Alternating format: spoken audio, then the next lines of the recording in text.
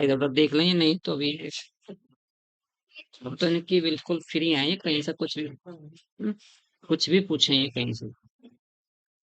शुरू करते हैं बेटा जी।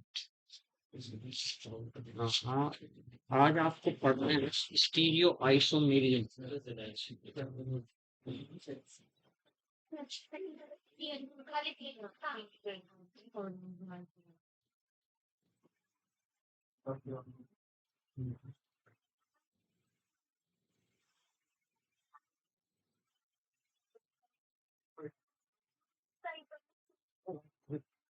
स्ट्रक्चरल आइसोमेरिज्म और ऊपर उसमें मैंने बताया था, उसके बाहर क्वेश्चंस नहीं आएगा जो मैंने आपको समझाया, ठीक है।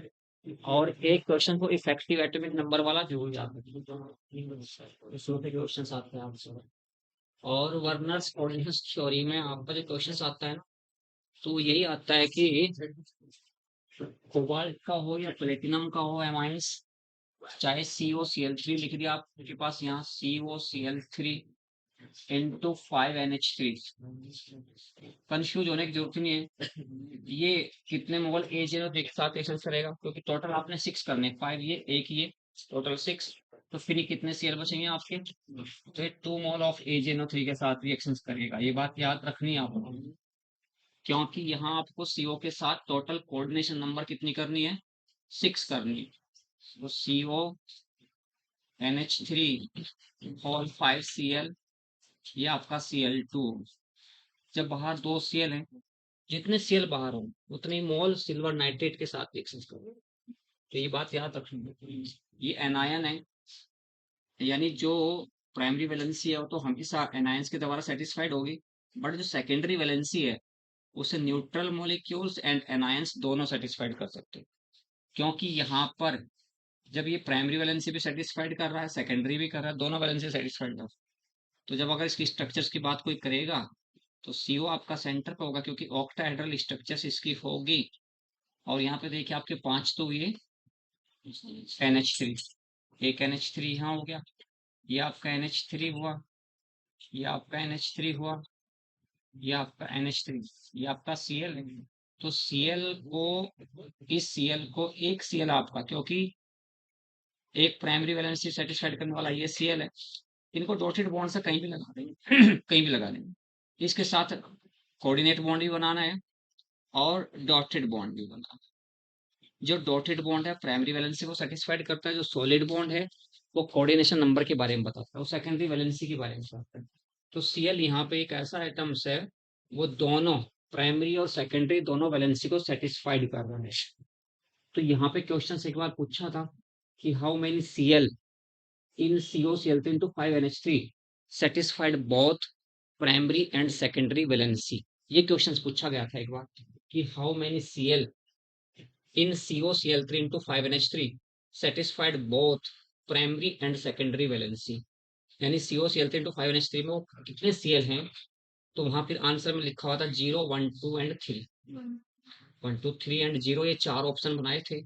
तो उसमें ऑप्शन आपका था, तो यहाँ 1 आपका है। एक ऐसा है, यानी जो Cl अंदर होगा स्क्वायर ब्रैकेट के, यानी कॉम्प्लेक्स स्फीयर में जो Cl होगा वो प्राइमरी और सेकेंडरी दोनों वैलेंसी को सेटिस्फाइड करेगा। तो ये आपका सॉलिड एंड डॉटेड दोनों हुए, तो ये दोनों वैलेंसी को सेटिस्फाइड करेगा। और बेटा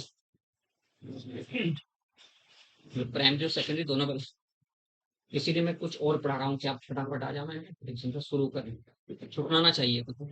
आप यहीं बैठो तो पीछे, अच्छा आपकी फ्रेंड आ गई है फिल्म आपकी फ्रेंड नहीं आई अभी है, अच्छा वो आ जाने की।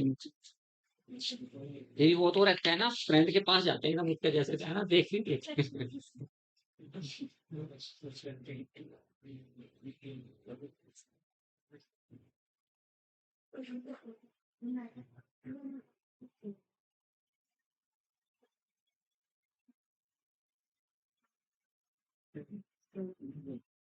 नहीं माँ, 5 साल हम आपके मोहल्ले में रहे हूँ।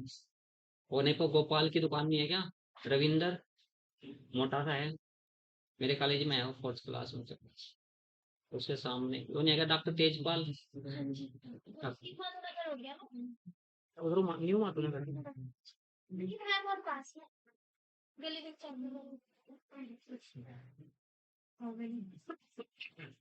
तो इस टाइप से आपको याद रखना कि यहाँ कितने, अगर मैं ये क्वेश्चंस आपसे ये कहूँ भाई, COCl3 इंटू 3NH3 है, इसमें कितने Cl हैं जो दोनों वैलेंसी को सेटिस्फाइड करेंगे? COCl3 into 3NH3, how many Cl satisfied both primary and secondary? आओ बेटा, आओ आओ फटाफट आओ आओ।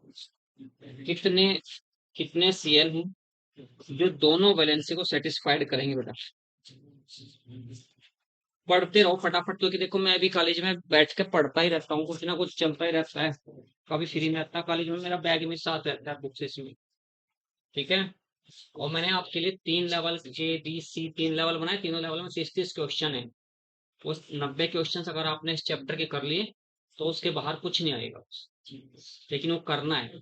वो 90 क्वेश्चन को किसी एक दिन अलग से, इस लेक्चर से भी अलग, क्योंकि मैं यहाँ तुम्हें पढ़ाने आया तो यहाँ वो लालच में नहीं आया कि मुझे एक लेक्चर के इतने पैसे मिलेंगे, नहीं, वो लालच नहीं है। ये लालच है कि तुम्हें सिलेक्शन लेना है बस, ये नहीं। नहीं तो टीचर्स क्या सोचते हैं, चल यार खासे अच्छे पैसे मिल रहे हैं चलो, लेकिन पैसा नहीं हो। जैसे किसान जब खेत में काम करता है ना, तो जब उसकी अच्छी फसल होती है तो बहुत खुश होता है वो। ऐसे टीचर कब खुश होता है? क्योंकि टीचर की फसल क्या है? टीचर की फसल उसके स्टूडेंट, फसल उसके स्टूडेंट्स है। जैसे कामयाब होंगे तो 10 जगह बताता फिरेगा, देखो भाई मैंने ना उसको रूपल को पढ़ाया था रे, वो सिलेक्ट होगी नीट में। और पड़ोसी क्या कहेंगे, कहाँ से कुछ आता जाता तो था नहीं, कैसे सिलेक्ट होगी? सबसे अच्छा शुभचिंतक कौन हुआ? टीचर। क्योंकि टीचर सबसे पहले यही बताएगा कि देखो रे वो मेरी स्टूडेंट थी और अब की बार वो सिलेक्ट होगी, और जहाँ बैठेगा वहीं बताएगा। और पड़ोसी क्या कहेंगे, इसमें कुछ आता जाता तो था नहीं से, और चाहे वो कितनी भी माइंडेड है, ये नहीं देखने के, यही कहेंगे कुछ आता जाता तो था नहीं, पूरा दिन तो बाहर ही रहती थी, कैसे सिलेक्शन हो गया इसका, है ना। चलो खैर, अब तो जितने मोस्टली आने थे आ चुके हैं, सभी है ना बेटा? लिखो जहाँ कल पढ़े थे तो मैंने वैसे ही बताया इन लोगों को, ताकि आप लोग सभी इकट्ठे हो जाएं। और आज का टॉपिक हेडिंग लिखो, स्टीरियो आइसोमेरिज्म। इसमें हाँ बताया तो है नहीं आप लोगों ने, कोई भी सीएल नहीं है, जीरो इसका आंसर। अच्छा नहीं सॉरी, कितने कहा मैंने, क्या कहा, कितने सीएल है जो प्राइमरी और सेकेंडरी दोनों वैलेंसी से सेटिस्फाइड करेंगे? कितने थे? जीरो नहीं, देखो ध्यान से, वो मैंने बताया तो है, COCl3 इंटू 3NH3। मैं क्या कह रहा हूँ कि CO के साथ CO की coordination number, cobalt third amines में CO की कोऑर्डिनेशन नंबर जो है वो 6 है। तो इसका मतलब CO के साथ आपके यानी टोटल 6 करना आपने, 3 तो NH3 हो गए, 3 Cl हो गए, तो बाहर कोई Cl नहीं है। तीनों Cl किस में है? स्क्वायर ब्रैकेट में, यानी कॉम्प्लेक्स स्फीयर में तीनों Cl है। इसका मतलब तीनों की तीनों Cl दोनों बैलेंस से सेटिस्फाइड करें, प्राइमरी भी एंड सेकेंडरी भी। रूपल आपने पढ़ा होगा, कोई एक पॉइंट पढ़ा होगा आपने, फेशियल आइसोमर, एक फेशियल पढ़ा था, एक पढ़ा था मेरिडियोनल, पढ़े थे क्या दोनों वर्ड? मेरिडियोनल, ये यहीं पे आते हैं ये सारी बातें, अभी शुरू करूंगा मैं, अभी बताऊंगा इसमें। तो इसमें आपका इल्मा कितने टेस्ट में, इसमें तीनों सीएल प्राइमरी वैलेंसी भी सेटिस्फाइड करेंगे और सेकेंडरी वैलेंसी भी सेटिस्फाइड करेंगे। तीनों सीएल हैं, एक सीओ है आपका ये ये आपका ऑक्टाहेड्रल है। इसमें 3 जगह तो कहीं आपने एक NH3 ये लिखा है, या आपने NH3 लिखा, या आपने NH3 लिखा, यहाँ Cl लिखा, यहाँ Cl लिखा, यहाँ Cl लिखा। तो जहां जहां आपने Cl लिखे वहां वहां साथ में आपने डॉटेड डॉटेड बॉन्ड जो होगा वो प्राइमरी वैलेंसी को सेटिस्फाइड करता है, और जो सॉलिड बॉन्ड आपका है वो सेकेंडरी वैलेंसी। तो यही लगाने हैं तीनों। तो ये दोनों वैलेंसी सेटिस्फाइड कर रहे हैं तीनों Cl, प्राइमरी भी और सेकेंडरी भी, दोनों वैलेंसी सेटिस्फाइड करते हैं। ऐसा कुछ भी, बस आप यानी ज्यादा टफ क्वेश्चंस नहीं आता, थोड़ा सा कॉन्सेप्ट बनानी होती है बस क्वेश्चंस के बारे में, और ज्यादा से ज्यादा टेस्ट दें। 1 जनवरी से लेकर जितने आपके चैप्टर होंगे, आप मुझे एक सीक्वेंस बता दो, क्योंकि मेरे पास सारी टेस्ट सीरीज पड़ी है। तो मैं 1 जनवरी से लेकर जनवरी फरवरी मार्च 3 महीने में टोटल केमिस्ट्री के टेस्ट आपको पहले ही बता दूं। और इस वजह से क्या होगा कि टेस्ट में क्वेश्चंस 3-3 चैप्टर के क्वेश्चंस रख लेंगे, 15-15 क्वेश्चंस, 45 का टेस्ट होता है। मैं तो अपनी केमिस्ट्री की बात कर रहा हूँ। तो उस वजह से फिर क्या होगा कि हर चैप्टर में डिस्कशन हो जाता है, चैप्टर में डिस्कशन हो जाता है कि हाँ क्या पूछा जा रहा है। आज का पॉइंट आपका है stereo isomerism.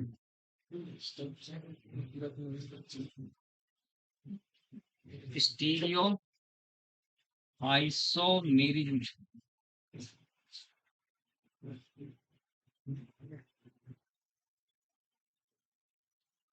Stereo isomerism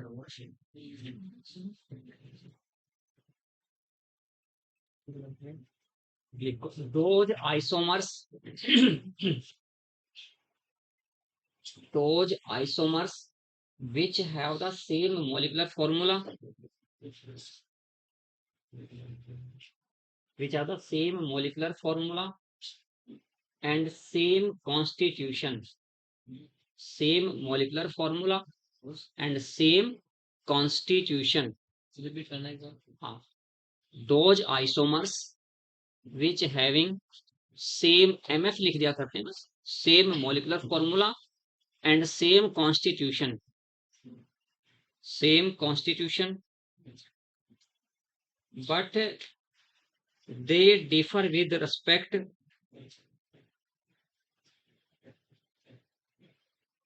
they differ with respect to the, with respect to the spatial, spatial, spatial, spatial नहीं spatial, spatial, स्पेशल होता है जो स्पेस की बात कर रहा हूँ, स्पेस में स्पेशियल ओरिएंटेशन, स्पेशियल ओरिएंटेशन यानी आकाश में अभिविन्यास कहते हैं इसको, spatial orientation of ligands, spatial orientation of ligands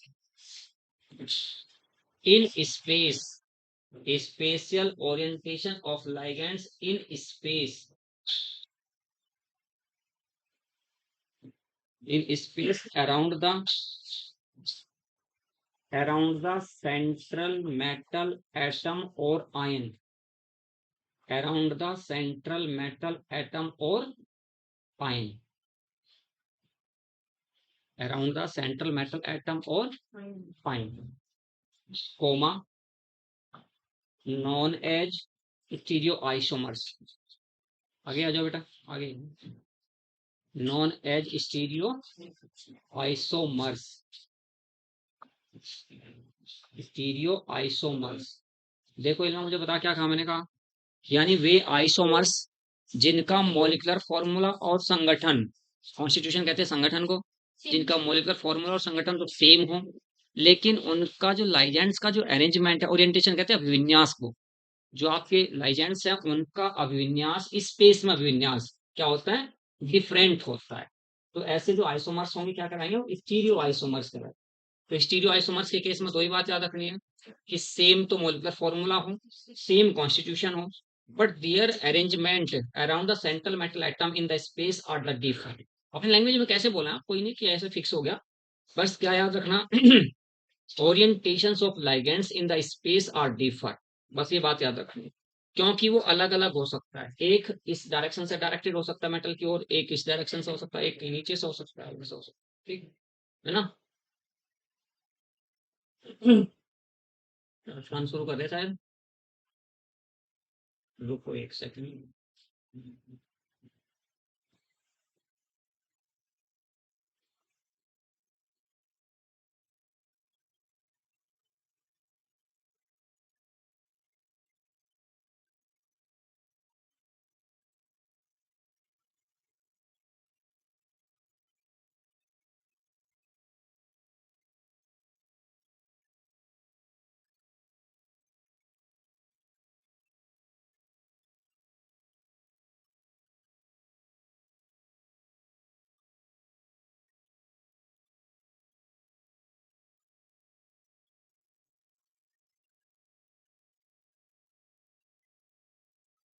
देखो कितनी बड़ी विडंबना है भाई, सीबीएसई बोर्ड में जितने टीचर्स केमिस्ट्री के हैं वो सारे लेक्चरर बनने के लिए टेस्ट मेरे कॉलेज में उनके सेंटर लगे थे सबके, सिर्फ एक टीचर कामयाब हुआ था, वो भी उसका था पाइनवुड का हीरक सर, जिनका सिलेक्शन हुआ था कि और नहीं तो किसी का सिलेक्शन नहीं हुआ।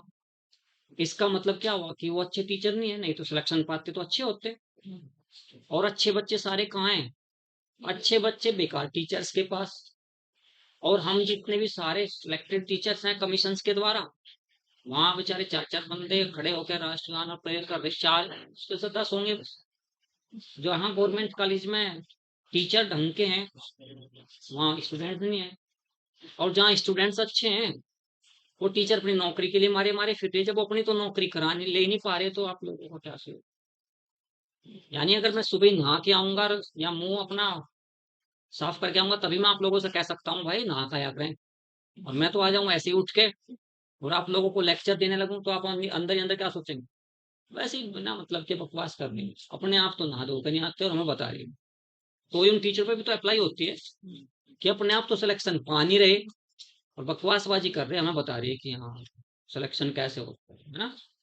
तो ये मैं देख के सोच रहा था, मगर 10 बच्चे मुश्किल से प्रेयर कर रहे होंगे, है ना। 12वीं के क्या, 12वीं का आजा, 12वीं का आजा का मतलब एक ही होगा बस। आप जल्दी आओ, एक ही होगा बस, 12वीं का आजा।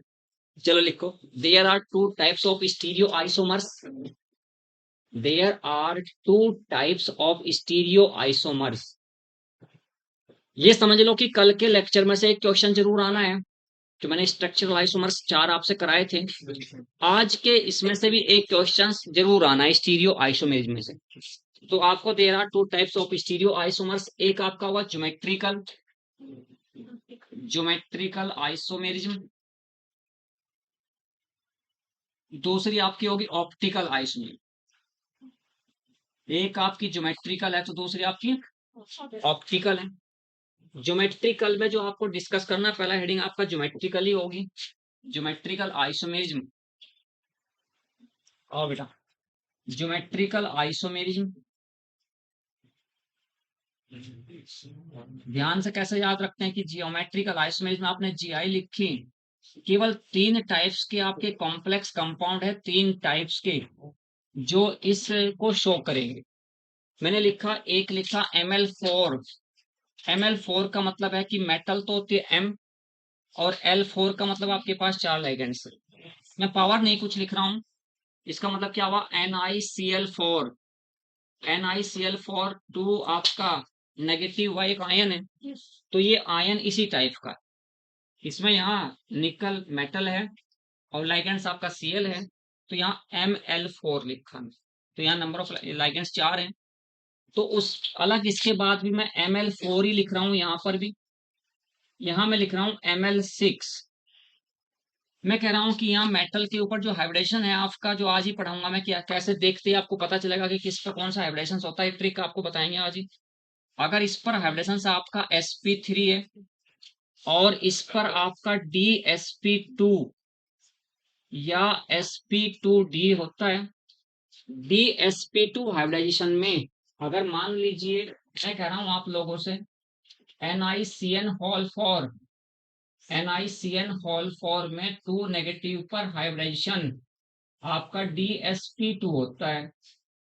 और dsp2 यानी अंदर वाला d, inner inner D orbital square planar complex है, अंदर वाला डी। तो अगर कोई लाइन में लगे हुए हैं, 10 लोग लाइन में लगे हैं, तो बहुत दीवार के पास जाना है। जो ताकतवर होंगे, ताकतवर अगर पीछे से कोई धकेल रहा है तो सीधे एकदम लाइन के पास बैठो। अगर कोई कमजोर से खड़े अपना लाइन में, वैसी है ना। तो जो सीएन है एक आपका स्ट्रोंगर लाइगेंड्स है, और जो स्ट्रोंगर लाइगेंड्स होता है वो इनर अटैक करता है, जाके अंदर का जो डी है उस तक अटैक करता है। जो वीकर होता है वो कभी डी पर अटैक नहीं करता, क्योंकि अंदर डी पर अटैक करता है जो स्ट्रोंगर होता है। लेकिन इस डी में भी आपका ये आपने बताना कि dsp2 हाइब्रिडेशन में डी जो होते हैं, डी के टाइप कितने होते हैं। मैं कह रहा हूं कि जो आपका डी है ये dxy है क्या, या ये आपका बी में आपका ये dz² है क्या, सी में ये आपका dx² माइनस y² है क्या, या डी ऑप्शन में आपका dyz है क्या। मैंने 4 डी टोटल 5 टाइप्स के होते हैं, हर किसी बंदे को पता। dxy यानी ये 5 ऑर्बिटल्स होते हैं डी सबसेट में, 1 2 3, ये आपका 4। पहले वाला dxy dyz dzx D Z square D X square minus Y square, ये सीक्वेंस होती है ऐसे लिखने की। तो मैं कह रहा हूं कि DsP2 हाइब्रिडेशंस में कौन से वाला डी मिक्स हुआ है, एक एस और दो पी के साथ, क्योंकि यहाँ मिक्सिंग हुई किस किस की, एक आपका डी ऑर्बिटल्स है, फिर आपका एक एस ऑर्बिटल है, दो आपके पी ऑर्बिटल्स है, एक एस एक डी और दो पी। तो ये जो डी आपका मिक्स किया, इन पांच में से कौन से वाला डी मिक्स होता है यहाँ पर? हम्म, हाँ, अगर पहले वाला आएगा एक्स वाई तो इन तीनों की एनर्जी सेम है, हर किसी बंदे को पता है। अगर पहले वाला सिलेक्ट कर लिया तो दोनों कहेंगे कि भाई हमारे अंदर क्या कमी है, हम भी उसी एनर्जी के हैं, उसी शकल सूरत के हैं, तो हमें क्यों छोड़ दिया गया है? अगर हम पहले वाले को ले लिया गया है तो हम दो को क्यों छोड़ दिया? तो इसका मतलब ये तीनों चलेंगे तो तीनों एक साथ चलेंगे, तो इसका मतलब इन तीनों में से तो नहीं ले सकते किसी को भी। और बेटा इन तीनों में से किसी को नहीं ले सकते। अब क्वेश्चन आपके पास बचा, क्वेश्चन आपके पास बचा, इन दो में से किसी एक को लेंगे। इन दो में से किसको लेते हैं? हमेशा जब स्क्वायर प्लेनर आपके स्ट्रक्चर्स की बात आती है तो ये वाला डी यूज करते हैं हम, ये वाला। तो ऑप्शन जो आपका होगा D X square minus Y square. देखिए मैं क्या बता रहा हूँ आप लोगों के, मेरे पास एक तो AB5 कोई मॉलिक्यूल ये है, एक AB5 दूसरा मॉलिक्यूल है। मैं कह रहा हूं कि यहाँ sp3d हाइब्रिडेशन है भाई, sp3d, बट इस डी में जो इन्वॉल्व हुआ वो डी जेड स्क्वायर इन्वॉल्व हुआ, क्योंकि वो तीन तो नहीं ले सकते हम X Y Y Z Z X, क्योंकि उनकी तीनों की एनर्जी सेम है। अब एक डी लेना है, एक डी यानी टू टाइप्स के अलग अलग डी हैं दोनों, वे भी इनमें भी आपस में, इनमें भी आपस में अच्छा तालमेल नहीं है, इन तीनों में तो है। तीनों ये तो कह रहे हैं अगर किसी एक को आप लोगे तो दोनों बोलते हैं भाई हमें भी चलना है इसके साथ, बट ये दोनों आपस में अलग अलग हैं और वैसे भी इनमें कोई आपस में अंडरस्टैंडिंग नहीं अच्छी है। तो मैं क्या कर रहा हूँ कि एक बार तो मैंने ये वाला डी जेड स्क्वायर लिया है यहाँ डी में, इसमें दूसरे वाले में मैंने जो sp3d, इसमें भी sp3d हाइब्रिडेशन ही होगा, sp3d, बस इसमें जो आपका डी है वो D X square minus Y square है। तो कितनी बारीकी सी बात आती है कॉम्पिटिशन में, आपको इतना ज्यादा बड़ी बात नहीं आती वहां पे कथा लिखो आप लोग नहीं। मैं कह रहा हूं कि इस वाले AB5 की स्ट्रक्चर क्या होगी, ज्योमेट्री क्या होगी, यानी उस AB5 मॉलिक्यूल्स की ज्योमेट्री क्या होगी जिसमें डी आपका टी जेड स्क्वायर वाला है, और उस AB5 मॉलिक्यूल की ज्योमेट्री क्या होगी जिसमें डी आपका X square minus Y square वाला है। दोनों बात अलग अलग है, ज्योमेट्री अलग अलग होंगी।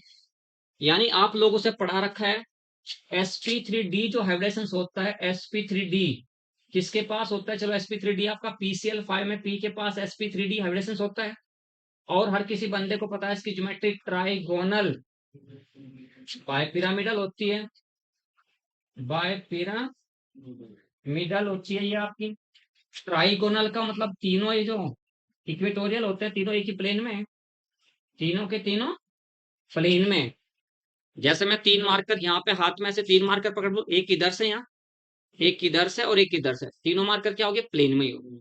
एक मार्कर फिर ऊपर, एक नीचे आप, तो बाय पिरामिडल का मतलब एक पिरामिड ऊपर बना हुआ तो एक पिरामिड नीचे पे। तो यहाँ पर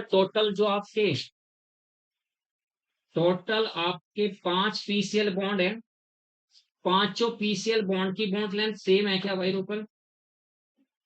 पांचों पीसीएल बॉन्ड की बॉन्ड लेंथ सेम है कि 5 पीसीएल बॉन्ड है, किसकी ज्यादा और किसकी कम?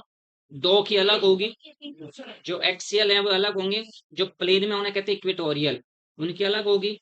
किसकी बॉन्ड लेंथ ज्यादा होगी, एक्सियल की इक्वेटोरियल की? एक्सियल की ज्यादा होती है हमेशा, यानी ये बॉन्ड लेंथ, ये वाली बॉन्ड लेंथ और ये वाली बॉन्ड लेंथ एक टाइप की होगी, लेकिन इन तीनों से ये ज्यादा होगी, इक्वेटोरियल से ज्यादा होगी। ऐसा क्यों होता है? हाँ पढ़ा हो, उससे क्या होगा? जैसे मैंने एक बार क्वेश्चन पूछ रहा था अपने बच्चों से कि हाँ आपको एक्सप्लेन भाई water is the liquid, explain करो कि वाटर लिक्विड है। हमारे स्कूल के बच्चों ने लिखा है बड़ा साफ साफ सा कि वाटर इस लिक्विड है क्योंकि इसको आसानी से पिया जा सकता है, अगर ये कंकड़ पत्थर की तरह होता तो गले में अटक जाता। वाटर इस लिक्विड है क्योंकि नल से बाहर आसानी से आ जाता है। तीसरी बात लिखी कि वाटर इस लिक्विड है क्योंकि जब से खेत में छोड़ते हैं तो पूरे खेत में अपने आप ही, है ना? तो कल ये बात नहीं बतानी क्योंकि वो एक्सियल है ना, क्योंकि केमिस्ट्री ये बात नहीं कहता कि वो एक्सियल हो गया तो, लेकिन कुछ और रीजन क्या रहा होगा इसके पीछे की। हाँ, इसका बिल्कुल सटीक है ना। अब आप लोगों के पास यही तो मैंने क्या रखा कि अब आप लोग छुट्टी है आपकी, किसी भी चैप्टर को सलीके से तैयार करें। 90 क्वेश्चंस में इसके आपको मंडे में आपके पास होंगे सभी के, पीडीएफ सेंड करूंगा आपके ग्रुप में, आप बाहर से कहीं से अपने आप प्रिंट आउट करा लेंगे, क्योंकि ये मना कर रहे थे आपके सर कि सर इतने प्रिंट कहाँ से देंगे हम। तो भाई आसानी सोचना, अगर किसी को कमिटमेंट करो, क्योंकि जो तुम्हारी एज है ना कि दोबारा नहीं आएगी, ये दोबारा नहीं तुम्हें मिलने वाली। कभी तुम सोच रहे हो कि हाँ, यानी पिक्चर देखोगे जिंदगी ना मिलेगी दोबारा, तो बस ये सोच के चलें, जो एक बार तुम्हारे से टाइम निकल गया ना, निकल गया, तुम कुछ नहीं कर सकते, बस फड़फड़ाते रहोगे, काश उस टाइम थोड़ी सी मेहनत और कर ले। ये एक है ना, एक कसक रह जाती है दिल में, तो इस कसक को नहीं छोड़ना बिल्कुल भी। और आपसे अच्छा कोई नहीं है, सीधी सी बात है कि दुनिया डेढ़ अकल में चल रही है ना, एक हमारे पास है, आधी में पूरी दुनिया है। जिसके अंदर ये कॉन्फिडेंस है वही कुछ कर सकता है। और यहाँ से निकले बाहर से, नहीं नीट तो बहुत खतरनाक, नहीं खतरनाक, ना हाथी के बारे में पूछा जाएगा, ना वायु वायु में पूछा जाएगा, घोड़े पूछे जाएंगे तो वही जो क्वेश्चन आज तक आ रहे हैं, है ना, अलग कुछ नहीं है। ये बात पूछी जाएगी, जैसे मैंने अभी आप लोगों से कहा कि PCl5 में sp3d हाइब्रिडेशन होता है। डी में कौन से वाला डी है ये, डी, जब भी कभी x2 y2 वाला है, वहां पर हमेशा वर्ड चल जाएगा स्क्वायर, यानी इसकी ज्योमेट्री जो होगी, इसकी ज्योमेट्री होगी स्क्वायर पिरामिडल।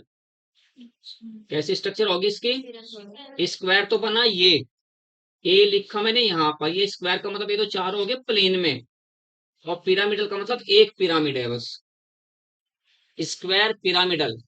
एक भी आपका यहाँ हुआ, एक भी यहाँ हुआ, एक भी यहाँ हुआ, तो एक भी यहाँ हुआ, तो एक भी आपका यहाँ हुआ, कितने भी है इसमें, 5 भी आपके भी। तो स्क्वायर पिरामिडल, जब भी कहीं यहाँ ये बात आएगी तो समझ लो स्क्वायर वर्ड आएगा, क्योंकि ये जो आपका स्ट्रक्चर है ये स्क्वायर प्लेनर है ये, और स्क्वायर प्लेनर का मतलब स्क्वायर वर्ड आ गया। तो जैसे वर्ड स्क्वायर आया कहीं, तो वहां dx² माइनस y², ठीक है। ट्राइगोनल बाय पिरामिडल है, तो इसमें आपका dz² है। तो हम बेसिकली dz² वाला पढ़ते हैं 12th में, बट हमें पता होना चाहिए कि sp3d 2 टाइप्स के डी इन्वॉल्व हो सकते हैं, तो dz² वाला इन्वॉल्व हो सकता है, या dx² माइनस y² वाला डी इन्वॉल्व हो सकता है। अगर ये हो तो स्ट्रक्चर क्या होगी, अगर ये है तो क्या स्ट्रक्चर होगी, याद रखेंगे ये बात, ठीक है। तो बेसिक से छोटी छोटी बातें होती हैं ये, वैसे 11 12 के टीचर्स ने सब बता के चलनी चाहिए जहाँ आप ट्यूशन पढ़ते हैं, बट वहाँ बच्चों का ना बर्गर खाने में बहुत दिमाग रहता है। आज कह दो जैसे शाम के टाइम जाके, आज नहीं, आज मन नहीं कर रहा यार मेरा पढ़ाने का, अक्सर मंगवा लो फिर कुछ, अगर है ना। और देखा होगा कोर्ट रोड पे तो ना लड़कियों का एक्टिवा आगे आगे है, लड़कों का पीछे पीछे है। जब किसी कभी कभी मजाक में पूछ रहे तो भाई कुछ हुआ, भी पुलिस पड़ी हुई क्या पीछे, उन्हें कोई पूछने वाला ही नहीं है, लड़कियां आगे आगे एक्टिवा से दौड़ रही है, लड़के उनके, उनसे पूछो भाई वो क्या रहा, अक्सर कुछ भी नहीं, तो बसंत वाले का जाना, पेटीज बांध के बसंत वाले के यहाँ जाना है, और भागते ऐसे हैं जैसे इनके पीछे पुलिस पड़ी हुई हो। चलो खैर, ये पॉइंट आपका इधर।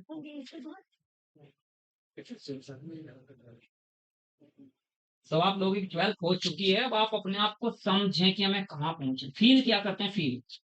क्योंकि मेरा एक रिलेटिव है अरविंद कुमार सिंह सिनर्जी में, रिलेटिव क्या मेरे साथ ही पढ़ता था, 12th में उसके 2nd डिवीजन आई थी, उसके इतने भी मार्क्स नहीं आए थे कि उसे BSc में एडमिशन ही मिल जाता। आज वो MD DM गैस्ट्रो का बहुत बड़ा डॉक्टर है पश्चिमी यूपी का। अरविंद कुमार सिंह सिनर्जी कितना देता है उसे, 25 लाख रुपए पर मंथ की सैलरी खाए भी नहीं जाते, 25 लाख पर मंथ। BMS जो कर लेता है उसकी इनकम 1 लाख पर मंथ की है, BMS करते ही, MBBS करते ही 3 लाख, MD जोड़ते ही 5 लाख, और DM जोड़ते सीधा 12 लाख स्टार्टिंग है। तो हमारे जैसे ने तो चलो डॉक्टर नहीं थे, उन्हें तो पहले तो पढ़ना पूरा, फिर नौकरी के लिए परेशान होना। MBBS करते ही नौकरी के लिए परेशान नहीं होना। बहुत लोगों की चेन यानी खोले हुए हॉस्पिटल, बस आपको तो जाके वहां रिज्यूम लगाना है कि हम MBBS है और यहाँ से MBBS में बताइए। और भी डिपेंड करता है कि MBBS आप कहाँ से हैं। अगर MBBS कोई KGMU से है तो 5 लाख रुपए की स्टार्टिंग होगा। तो वैल्यू डिपेंड करते हैं किस इंस्टीट्यूशन से है। sp3 हाइब्रिडेशन है तो ज्योमेट्री क्या होती है? टेट्राहेड्रल। पता है इस बात का? टेट्राहेड्रल स्ट्रक्चर होगी इसकी। Square planar, square planar. ये आपका यहाँ हाइब्रिडेशन क्या होगा? या तो D2sp3 होगा या sp3 D2 होगा। D2sp3 और sp3 D2, इसे क्या कहते हो आप? ऑक्टाहेड्रल। ठीक है, ऑक्टाहेड्रल हो गया आपका, याद रखेंगे। ज्योमेट्रिकल आइसोमेरिज्म में आपके तीन टाइप्स, मैंने क्या कहा, इन तीन के अलावा इनके बाहर आपको क्वेश्चंस नहीं पूछा जाएगा। क्वेश्चंस इन तीन के अलावा नहीं पूछा जाएगा। तीन टाइप के कोऑर्डिनेट्स कंपाउंड्स तीन टाइप्स के आपके पास हैं। एक आपका टेट्राहेड्रल है, दूसरा आपका स्क्वायर प्लेनर है, तीसरा आपका ऑक्टाहेड्रल है। इन तीन के अलावा क्वेश्चंस नहीं आएगा ज्योमेट्रिकल आइसोमेरिज्म का। क्वेश्चंस आएगा तो यहीं से ही आएगा। तो पहले वाला जो आपका टेट्राहेड्रल है, टेट्राहेड्रल में जो स्पेशल अरेंजमेंट है, क्योंकि उनके सबके बीच का बॉन्ड एंगल 109.8 मिनट होता है, तो वहां अरेंजमेंट डिफर नहीं हुआ, क्योंकि सिस एंड ट्रांस के बीच में जो डिस्टिंग्विश करना वहां पे वो नहीं हो पा रहा। और ज्योमेट्रिकल आइसोमेरिज्म में आपके चलते हैं आइसोमर्स क्या सिस एंड ट्रांस में चलते हैं। तो आपको यहाँ सबसे पहले क्या सोचना है? ठीक है सर, आप ये कहना चाह रहे हैं कि ये जो टेट्राहेड्रल कॉम्प्लेक्स होते हैं वो ज्योमेट्रिकल आइसोमेरिज्म शो नहीं करते, यानी for coordinated tetrahedral complex. For coordinated का मतलब है जिसमें कोऑर्डिनेट बॉन्ड चार हों, उसे कहते हैं फॉर कोऑर्डिनेटेड टेट्राहेड्रल कॉम्प्लेक्स। ये आपका फोर कोऑर्डिनेटेड ही है, four coordinated square planar complex. क्योंकि हाइब्रिडेशन से पता चलता है कभी भी जो किसी भी मॉलिक्यूल्स की ज्योमेट्री अपनी खुद की ज्योमेट्री नहीं होती। मॉलिक्यूल्स के सेंट्रल एटम के चारों तरफ जो आपके हाइब्रिड ऑर्बिटल्स होते हैं, वो हाइब्रिड ऑर्बिटल्स कैसे अरेंज हुए हैं? Hybrid orbital determine the geometry of the molecule. हमेशा हाइब्रिड ऑर्बिटल्स ही किसी मॉलिक्यूल्स की ज्योमेट्री को डिटरमाइन करते हैं। मॉलिक्यूल की अपनी कोई ज्योमेट्री नहीं होती, तभी वो देखते हैं कि हाइब्रिडेशन का पता चलते हैं, उसकी ज्योमेट्री का पता चल जाता है। तो ये दो आपके हैं। अगर हाइब्रिडेशन ये है तो उसकी ज्योमेट्री यानी स्क्वायर प्लेनर की फॉर्म में अरेंज होते हैं मेटल की चारों तरफ, ये शो करेगा। अब ये शो करेगा।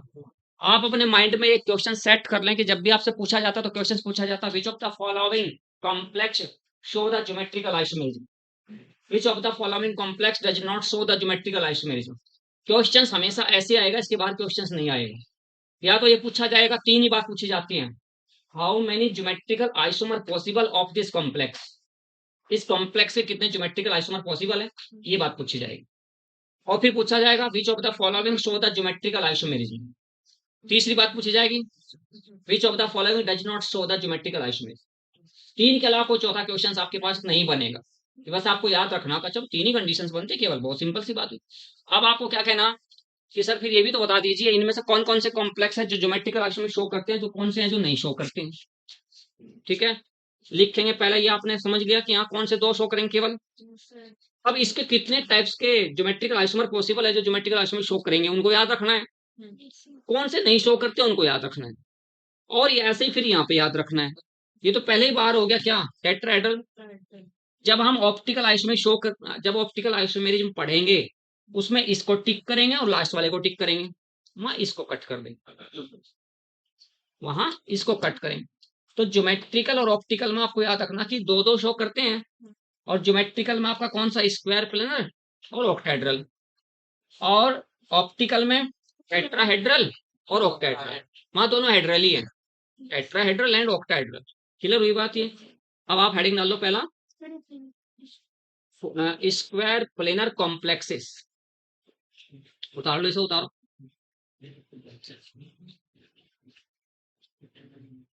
जब भी रात में आपकी आंख खुले तो आपकी नींद उड़ जानी चाहिए, नींद गहरी नहीं आनी चाहिए। तो समझ लो आप सिलेक्शन की ओर बढ़ जाएंगे बस। फिर अगर बढ़िया पूरी गहरी नींद आ रही है, घर वाले सुबह पानी दे रहे हैं आपको, नींबू पानी जगा जगा के, तो फिर तो बेफिक्र होकर सो रहे हो, तुम घोड़े बेच के सो रहे हो फिर तो, है ना? ऐसे नहीं सोना। लेकिन गलती ये है, क्योंकि मेरे जैसा टीचर आपको 1 जुलाई में चाहिए था, जो आपका बेस बनाकर और आपको मजबूर कर देता पढ़ने के लिए। मजबूर करना पड़ता है ना, तो मजबूर हो यार। मैं ही सोच रहा यार, मुझे बुलाया इस टाइम पे, गया मुझे क्या, तो मैंने खुद में ही कंफ्यूज हूँ। अब मेरे सामने जब ये 15 लेक्चर का चैप्टर है, वैसे कहा 4 लेक्चर में पूरा करना, असंभव है, असंभव है 4 लेक्चर। 15 लेक्चर की बात 4 लेक्चर में कैसे हो सकता है? सरकार को कुछ पता ही नहीं क्या, हमें समझ में ही नहीं आता कैसे कैसे एक्सपर्ट बैठे हैं वहां के, कैसे कैसे नीति निर्धारक बैठे हैं, खुद पढ़ाए पढ़े नहीं पढ़ाए पता ही नहीं बेचारों को। देखो फटाफट, पहला हेडिंग लिखो स्क्वायर प्लेनर कॉम्प्लेक्सेस। पहला हेडिंग है स्क्वायर प्लेनर कॉम्प्लेक्स।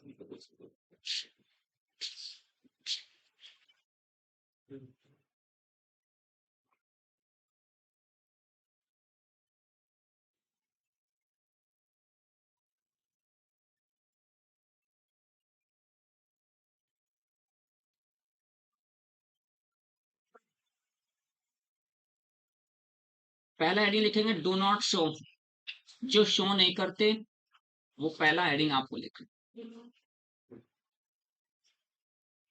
MA4 का मतलब बताओ क्या लिख रहा हूं मैं? MA4 से आप क्या समझ रहे हो? MA3B से क्या समझ रहे हो? एंड MAA होल ट्वाइस से क्या समझ रहे हो? ये मैंने 3 लिखे हैं यहाँ पर, 3 मैंने कॉम्प्लेक्स कंपाउंड लिखे, एक MA4, एक MA3। ध्यान से थोड़ा सा, जब ये बीच में 10 मिनट की होगी ना, थोड़ा सा उधर कराइयो डिस्प्ले, उससे क्या क्या इधर से कई बार मैं बच जाता हूँ पीछे की, पता ही नहीं रहता मुझे पीछे कुछ जगह नहीं है, जगह इधर थोड़े कम होनी चाहिए, उधर ज्यादा होनी चाहिए। तो ये 4 है, 4 का मतलब हो गया कि जिसमें पहले वाला बता रहा कि चारों के चारों लिगेंड्स एक जैसे हैं, सेम। इससे अगले वाले में 3 एक जैसे हैं, एक अलग है। इससे अगले में जो आपका है बाइडेंटेट है, बाइडेंटेट। बाइडेंटेट का मतलब बताओ? जिसमें जिसकी डेंटिसिटी 2 होती है उसे बाइडेंटेट कहते हैं।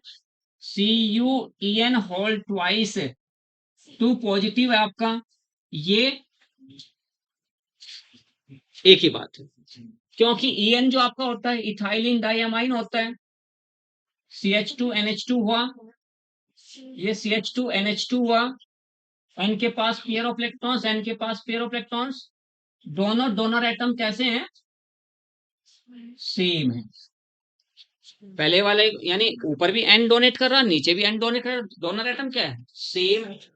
एक एग्जांपल दो मुझे ऐसा जिसमें MAB होल ट्वाइस हो, इससे क्या पता चला कि सर बाइडेंटेट लिगेंड्स तो है, बट उस बाइडेंटेट लिगेंड्स दोनों डोनर एटम डिफरेंट है।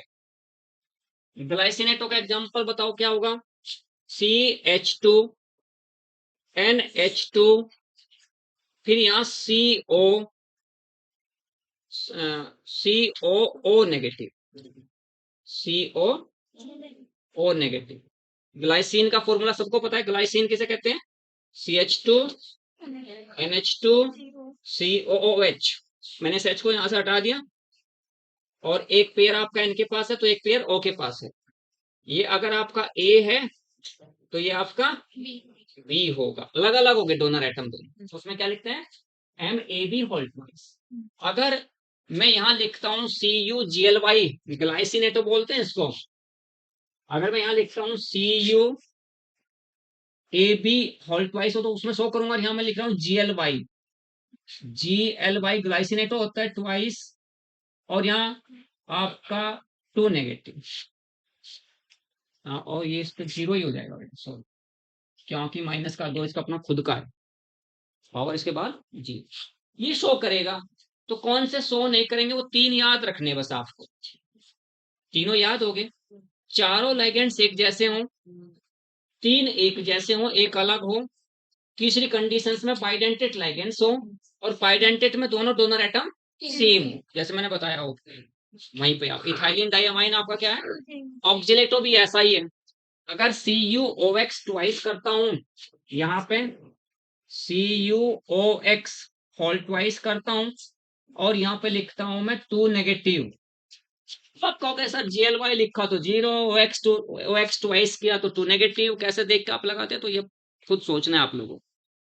OX क्या होता है आपका? ऑक्जेलेट, ऑक्जेलेट होता है, और ऑक्जेलेट में CO पेयर ये रखा है, COO पेयर ये रखा है, दोनों पेयर किस पे हैं? ऑक्सीजन एटम पर है, सेम हो गए ना। तो ए आपका। तो याद रखना है कि ये तीन आपके शो नहीं करेंगे।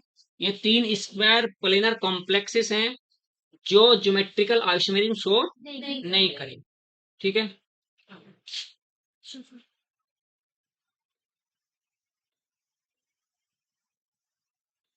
जीआई का मतलब तो समझ रहे होंगे बस अब आप। ज्योमेट्रिकल आइसोमेरिज्म तो नीचे लिखते हैं विच शो ज्योमेट्रिकल आइसोमेरिज्म। लिखो फिर।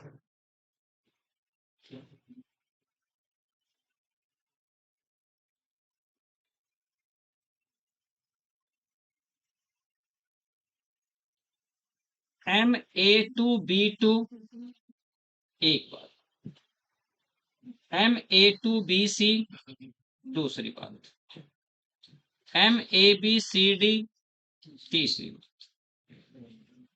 MAB twice, MAB twice.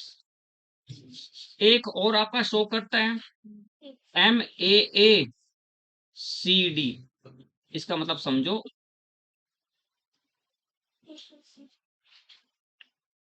इसका सिर्फ 5 आपके स्क्वायर प्लेनर कॉम्प्लेक्सेस है, 5 टाइप। पांचों टाइप मैंने आपके सामने लिख दी।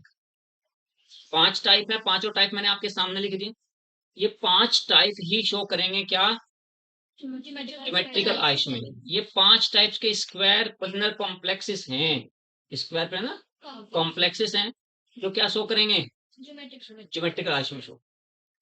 तो बार बार थोड़ा पढ़ना, सिस्टमेटिकली एक बार पढ़ना बस। अब आपको क्लियर हो गया, हाँ ठीक है सर, ज्योमेट्रिकल आइसोमेरिज्म आपने क्लियर कर दी किसकी, स्क्वायर प्लेनर कॉम्प्लेक्स। एक एक एग्जांपल भी कर लीजिए सर इनका। देखो इसके सामने एग्जांपल लिख लो, Ma2B2C का, PTNH3 ट्वाइस Cl2। ठीक है। स्क्वायर प्लेनर कैसा होता है आपका, इस टाइप की स्ट्रक्चर होते हैं स्क्वायर प्लेनर कॉम्प्लेक्स। ये बना आपका, पीटी यहां रखा, यहाँ NH3 रखा, नीचे रख लो चाहे NH3 यहां रखिए, ये Cl है तो ये Cl है, ये सिस कहलाएगा, ट्रांस, ये सिस कहलाएगा 90 डिग्री। ये आपका सिस क्या कहलाया, सिस प्लेटिन कहलाया, सिस प्लेटिन। सिस प्लेटिन एक मेडिसिन है, कहाँ यूज होती है, ये तो पता होना चाहिए, आप लोग बायो के हैं सारे। एंटी कैंसर में यूज होता है कोई एक, सिस प्लेटिन तो यूज करते हैं एंटी कैंसर में, एंटी कैंसर मेडिसिन में जो यूज करते हैं तो वो सिस प्लेटिन है। और इसके जस्ट ट्रांस है, तो ट्रांस एक बड़ा अच्छा है और ये बड़ी खतरनाक मेडिसिन है। केमिस्ट्री है ना, बड़ा बेकार सा सब्जेक्ट है केमिस्ट्री का, तो किसी भारतीय को केमिस्ट्री में आज तक नोबेल प्राइज नहीं मिला। तो आप समझ सकते हैं कितना बेकार है केमिस्ट्री। किसी भी इंडियन को केमिस्ट्री में नोबेल प्राइज नहीं मिला। अगर दो सेम लाइगेंड्स आपके 180 डिग्री पर हैं तो क्या कहोगे, ट्रांसप्लेटिन। वो तो फटाफट उतारते चले जाओ, बस एक एक करके बिल्कुल तरीके से सिस्टमेटिकली समझ आना चाहिए सारी बातें, है ना। तो आपने Ma2B2 टाइप्स का स्क्वायर प्लेनर कॉम्प्लेक्स लिखा, उसका फिर एक एग्जांपल लिखा आपने, सिस और ट्रांस में कन्वर्ट कर दिया। फिर इसका एग्जांपल में क्या लिख रहा हूं देखो, PTNH3 ट्वाइस ClBr, क्योंकि बी अलग सी अलग, भाई A2 सेम है, NH3 ट्वाइस कर दिया, ये अलग ये अलग। अगर दोनों NH3 हेलोजेंस को एक जैसा मानते हैं, अगर दोनों हेलोजन 90 पे हैं, दोनों अमोनिया 90 डिग्री पर हैं, तो क्या कहलाएगा, सिस कहलाएगा। दोनों हेलोजन एक दूसरे से 180 पे हैं, दोनों अमोनिया एक दूसरे से 180 पे हैं। समझ रहे हो इस बात बेटा, क्योंकि यहाँ पर ClBr, बस एक Br करना, एक Cl की जगह क्या करना, Br कर देना उसको, क्योंकि यहाँ Cl और Br हो गया, तो किसी एक Cl की जगह क्या कर देंगे, Br कर देंगे। और दूसरे दूसरे में एक तरफ Cl तो एक तरफ Br, एक तरफ NH3 तो दूसरी तरफ NH3। ठीक है। अगर कोई पूछता है कि किसके इसके कितने आइसोमर बने, दो, इसके कितने बने, दो, इसकी बात आ रही है बात। अब इसका नंबर आ रहा है, इसका एग्जाम्पल लिखो, मैंने लिख के लगा था सारे एग्जाम्पल है, P Y C L B R, P T pyridine P Y लिखते हैं, NH3 लिखते हैं, Cl लिखते हैं, Pr लिखते हैं। हो गया इसका एग्जाम्पल। चारों के चारों लाइगेंड्स आपके डिफरेंट है। क्या ये सिस ट्रांस आइसोमेरिज्म शो करेगा? नहीं करने का, क्योंकि चारों के चारों डिफरेंट है, तो नहीं शो कर। कितने आइसोमर पॉसिबल हैं इसके? इसके 3 आइसोमर पॉसिबल। तो हाँ, how many isomer possible of this complex? कितने बनेंगे? 3। कैसे बनाओगे बताओ फटाफट, कैसे बनाओगे फटाफट बोलिए। यस, तो यहां पर अगर आपके पास देखिए क्या कहता हूं मैं, पीटी आपका बीच में है, एक जगह आपका पी वाई है, NH3 है, Cl है, Br है, इसको तो रखो कांस्टेंट, और इन तीनों को रोटेट करते चले जाओ। अब NH3 को Cl की जगह, Cl को Br की जगह, Br को NH3 की जगह, ठीक है।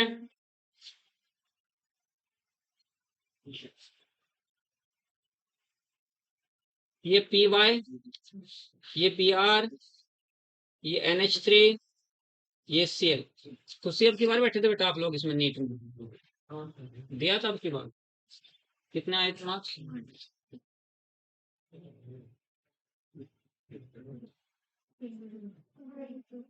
की बार कितनी जान लगा रखी? सॉरी,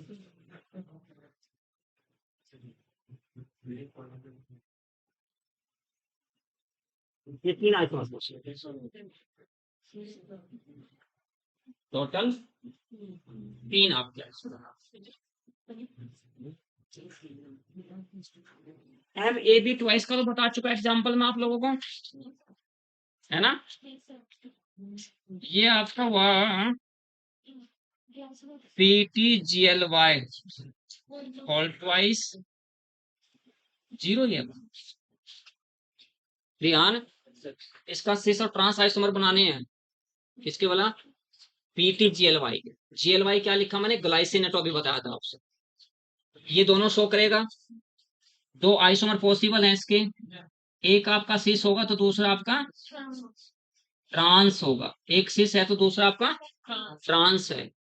बताओ फटाफट, सिस एंड ट्रांस के रिस्पेक्ट दोनों इसके आइसोमर बनाने, खुशी बोल रहा हूं, दो इसके आइसोमर बनने, आपका सिस बनना है तो एक आपका ट्रांस बनना है।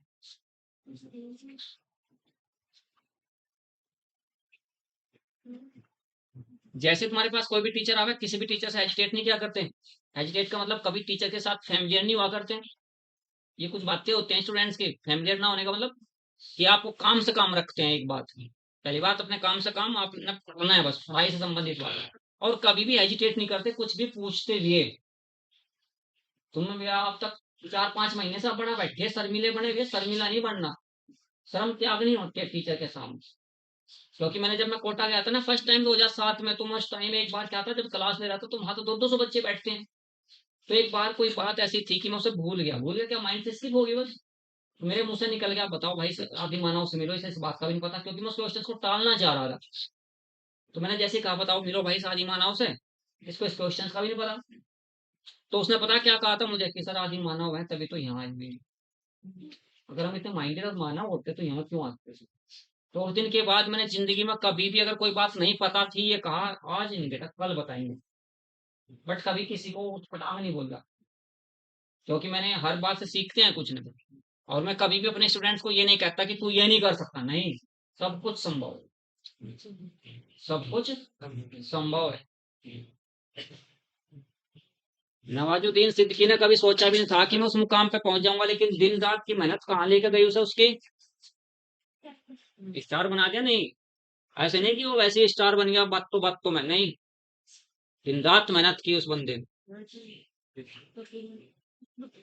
चलो आगे बताओ फटाफट बताओ, महिमा बोल फटाफट। इसका एक शीर्ष बनाना, एक ट्रांस बनाना, एक इसका शीर्ष बनेगा, एक ट्रांस बनेगा। कौन सा शीर्ष है कौन सा ट्रांस है? ध्यान समझ में तो आ रही है बात? जिसमें ओ ओ एक लाइन में, जिसमें दोनों ओ एक दूसरे से 180 पे होंगे और दोनों एन एक दूसरे से 180 पे होंगे, वो ट्रांस होगा। जिसमें एन और ओ 90 पर होंगे, वो सिस होगा। देखो कैसे आपका GLY को क्या लिखते हैं, GLY। आज मेरा पड़ोसी नहीं आ गया, क्या नाम उसका, कोट छड़े वाला, क्या नाम उसका, जुनैद आया नहीं आज, पड़ोसी है मेरा वो। जुनैद परेशान हो रहा, बिना मतलब के घर वालों के पैसे बेकार करेगा। मैंने कहा भाई तू अभी भाई इस बार तो सीख ले कि हर टर्म को इंग्लिश में क्या कह रहे हो, किस में क्या कह रहे हो, फिर अगले बार हम तुझे अच्छे से यही पढ़ाऊंगे, कहीं जाने की जरूरत नहीं है, तो जाना पड़ेगा, है ना। फिर दो बार घर चला गया। हाँ यार, हौसला कब तक बना रहेगा, कभी तो जवाब देता ही है ना।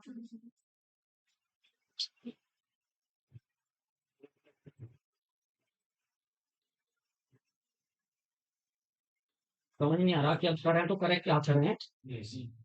नहीं समझ आ रहा है, सब कुछ बेफिक्र होके करो, मैं आप लोगों के साथ हूँ। जितनी मैं ज्यादा से ज्यादा मेहनत तुम्हारे साथ कर सकता हूँ उतनी कर रहा हूँ, करना तो नहीं होगा। यहाँ NH2 हो गया, ये CH2 हो गया, CO हो गया, O यहाँ, ठीक है। कोऑर्डिनेट बॉन्ड बने, यानी एक्रॉस नहीं है, इसको कहेंगे सिस आइसोमर। और दूसरी बात आपसे क्या करा अभी अभी, जैसे ही ये PT हुआ,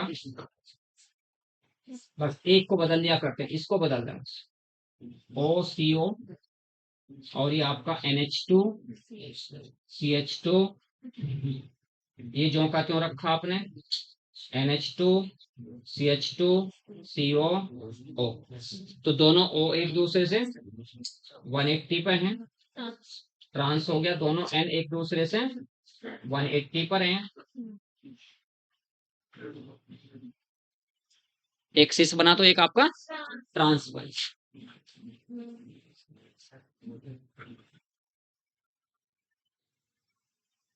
समझ आया बेटा, तो एक आपका सिस बना तो एक आपका ट्रांस बना।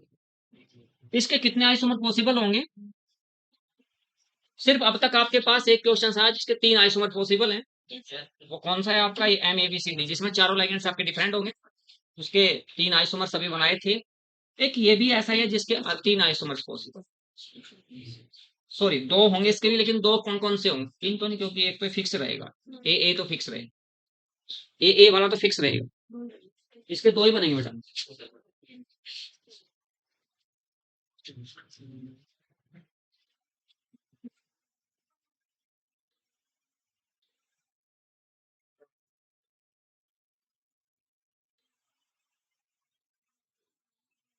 इसके कितने बनेंगे, 2। एग्जाम्पल बताओ कोई, यानी MAACD वाले का एग्जाम्पल बताओ क्या होगा, है यहाँ पे लिखा आपको CUEN CLBR, EN आपका वही हो गया, थाईलैंड डायमाइन ही हुआ। तो यहाँ इसका एग्जाम्पल आपको लेना होगा, तो क्या कहेंगे, यहाँ पर आपने M लिखा, यहाँ A, यहाँ A ना करके AB रखेंगे बेटा, A ना रख के AB रखेंगे बेटा, इसको AB रखेंगे बेटा। ए वाला तो सो ही नहीं करेगा, वहां चेंज कर देंगे, वो तो सो ही नहीं करेगा, ठीक है। AB आप, यहाँ आपका C, तो यहाँ D, ये फिक्स रहेंगे आपके, अगर इन्हें आप बदल दोगे तो मैच कर जाएगा। AAN, लेकिन मैं यहाँ पर GLY लिखूंगा, ये चेंज करूंगा, क्योंकि वो तो सो ही नहीं करेगा, जिसमें A है ना, डबल A है, AA ट्वाइस है, या AA है, वो सो नहीं करेगा, AB वाला सो करेगा। एक ये हो गया, दूसरा करेंगे आप M, ये A B बस दो ही बनेंगे इसके, ठीक है। हाँ हाँ, यहाँ पे आपका तो यहाँ ए बी रहेगा, यहाँ जी एल वाई, ठीक है। ये आप कह रहे हो। तो देखो एक बार समराइज करके फटाफट देखो, इनके अलावा कोई भी शो नहीं करेगा। टोटल आपके इतने हैं, M A two B two है आपका, M A two B C है आपका, M A B C D है, और एम ए बी ट्वाइस है, और M A B C D है। पांच है केवल, पांच आइसोमर्स हैं जो पांच टाइप्स के स्क्वायर प्लेदर कॉम्प्लेक्सेस हैं जो आपके शो करेंगे क्या, ज्योमेट्रिकल आइसोमेरिज्म।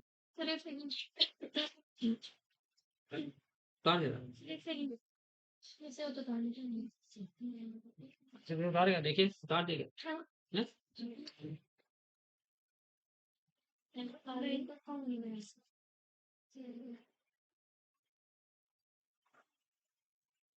किसी भी टॉपिक को पढ़ो तो ऐसे पढ़ो जैसे मैं पढ़ा रहा हूँ, बस ये नहीं कि फिर बात, बस घर जाके एक बार रिपीट करना, फिर हमेशा के लिए कंटेस्ट हो गया। बस हमेशा किसी भी चैप्टर को उठाओ तो उसे ऐसे उठाओ कि उसे एक बार पूरे अच्छे से घिसो, घिसने के बाद उसे रखो सोए, ठीक है।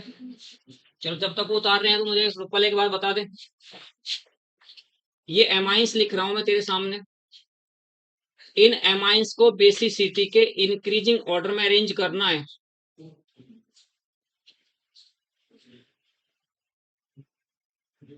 इन एमाइंस को बेसिसिटी के इंक्रीजिंग ऑर्डर में अरेंज करना है, फटाफट जब तक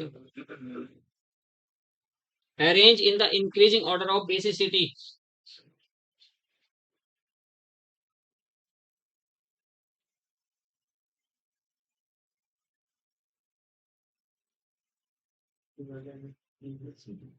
सबसे ज्यादा बेसिसिटी किसकी होगी, सबसे कम किसकी होगी।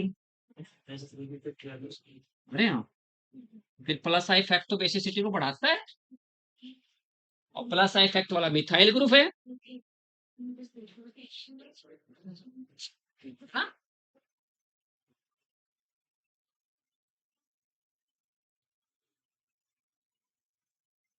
दूसरा पार्ट आपका है ऑक्टाहेड्रल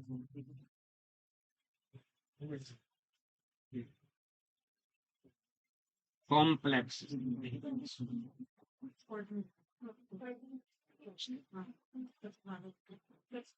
ऑक्टाहेड्रल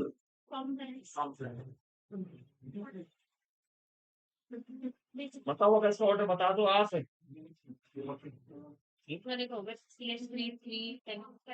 सबसे ज्यादा इसका, हाँ, तो सबसे कम यानी इंक्रीजिंग ऑर्डर लिखा मुझे, है ना।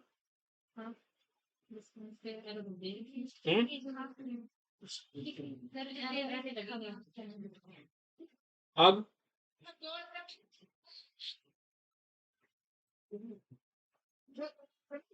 वहां पर पता क्या गड़बड़ होती है आप लोगों से, अगर एमाइंस गैसेस फेज में है तो बेसिसिटी का ऑर्डर, अगर एमाइंस एक्वस फेज में है तो बेसिसिटी का ऑर्डर, अगर गैसेस फेज में है तो केवल plus I effect he determine करता है बेसिसिटी को।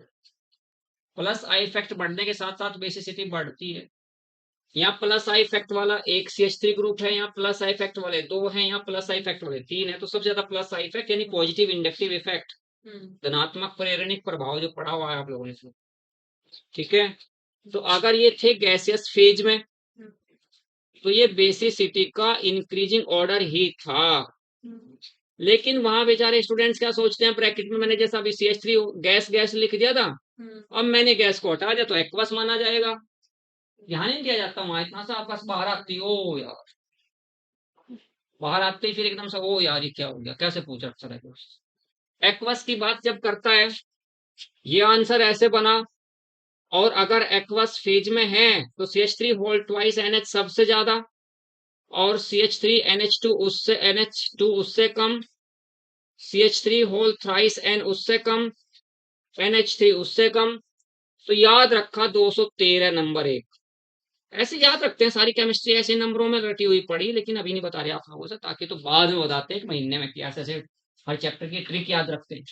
213 नंबर याद रखा, यानी सेकेंडरी एमाइन सबसे ज्यादा, उससे कम 1 डिग्री एमाइन, उससे कम 3 डिग्री एमाइन, उससे कम, क्योंकि एक्वस फेज में both inductive as well as steric effect determine the basicity of the amines.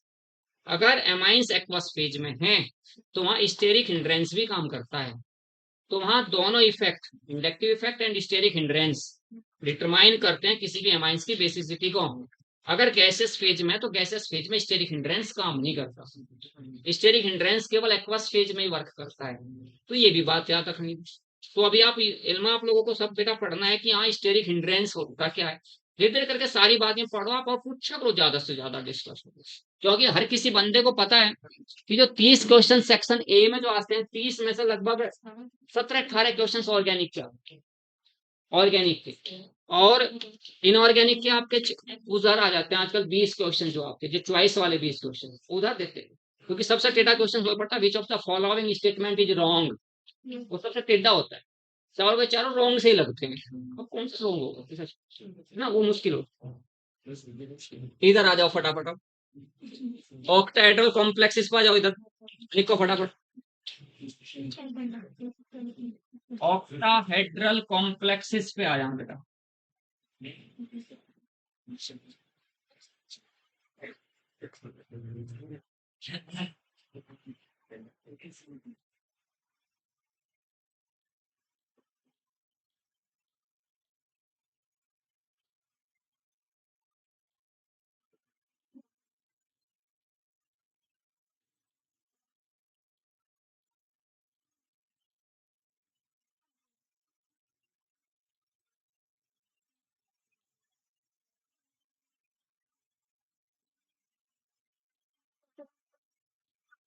कोई कोई पॉइंट लिखो पहला,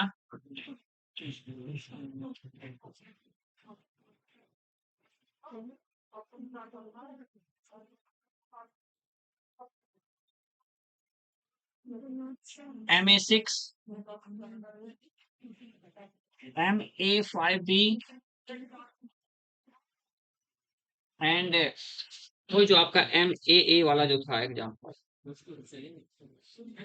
MAA थ्राइस।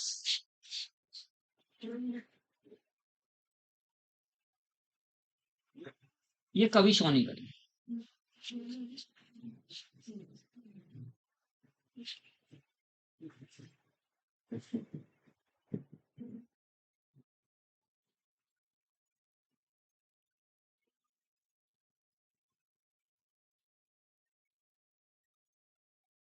ये मैं इसलिए लिख रहा हूँ इस टाइप से, क्योंकि हाइलाइटर से आप ऐसे बैठ के घर पढ़ेंगे कि कौन से शो करते हैं, हाईलाइट कर लिया, उनको नहीं शो करते, 3 नहीं शो, बाकी शो करते हैं कितने वो आपको लिखना है।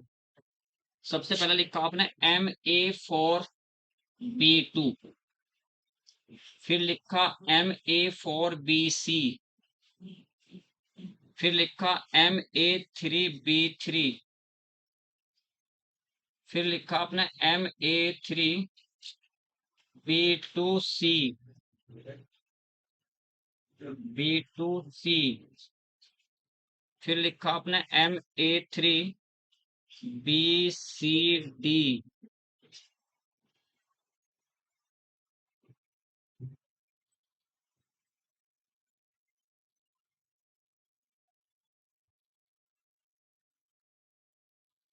के बाद फिर आपका MA2B2C2 आपका,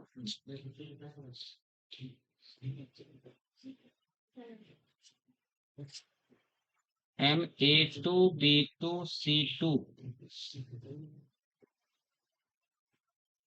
MA2B2CD,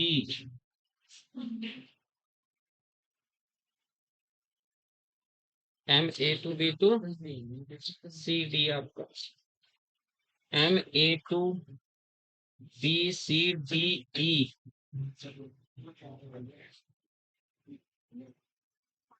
और लास्ट जो आपका है MABCDEF,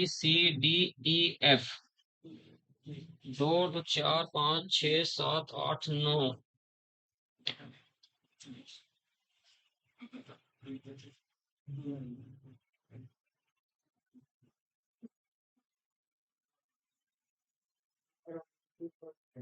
बेटा हाँ हाँ बोल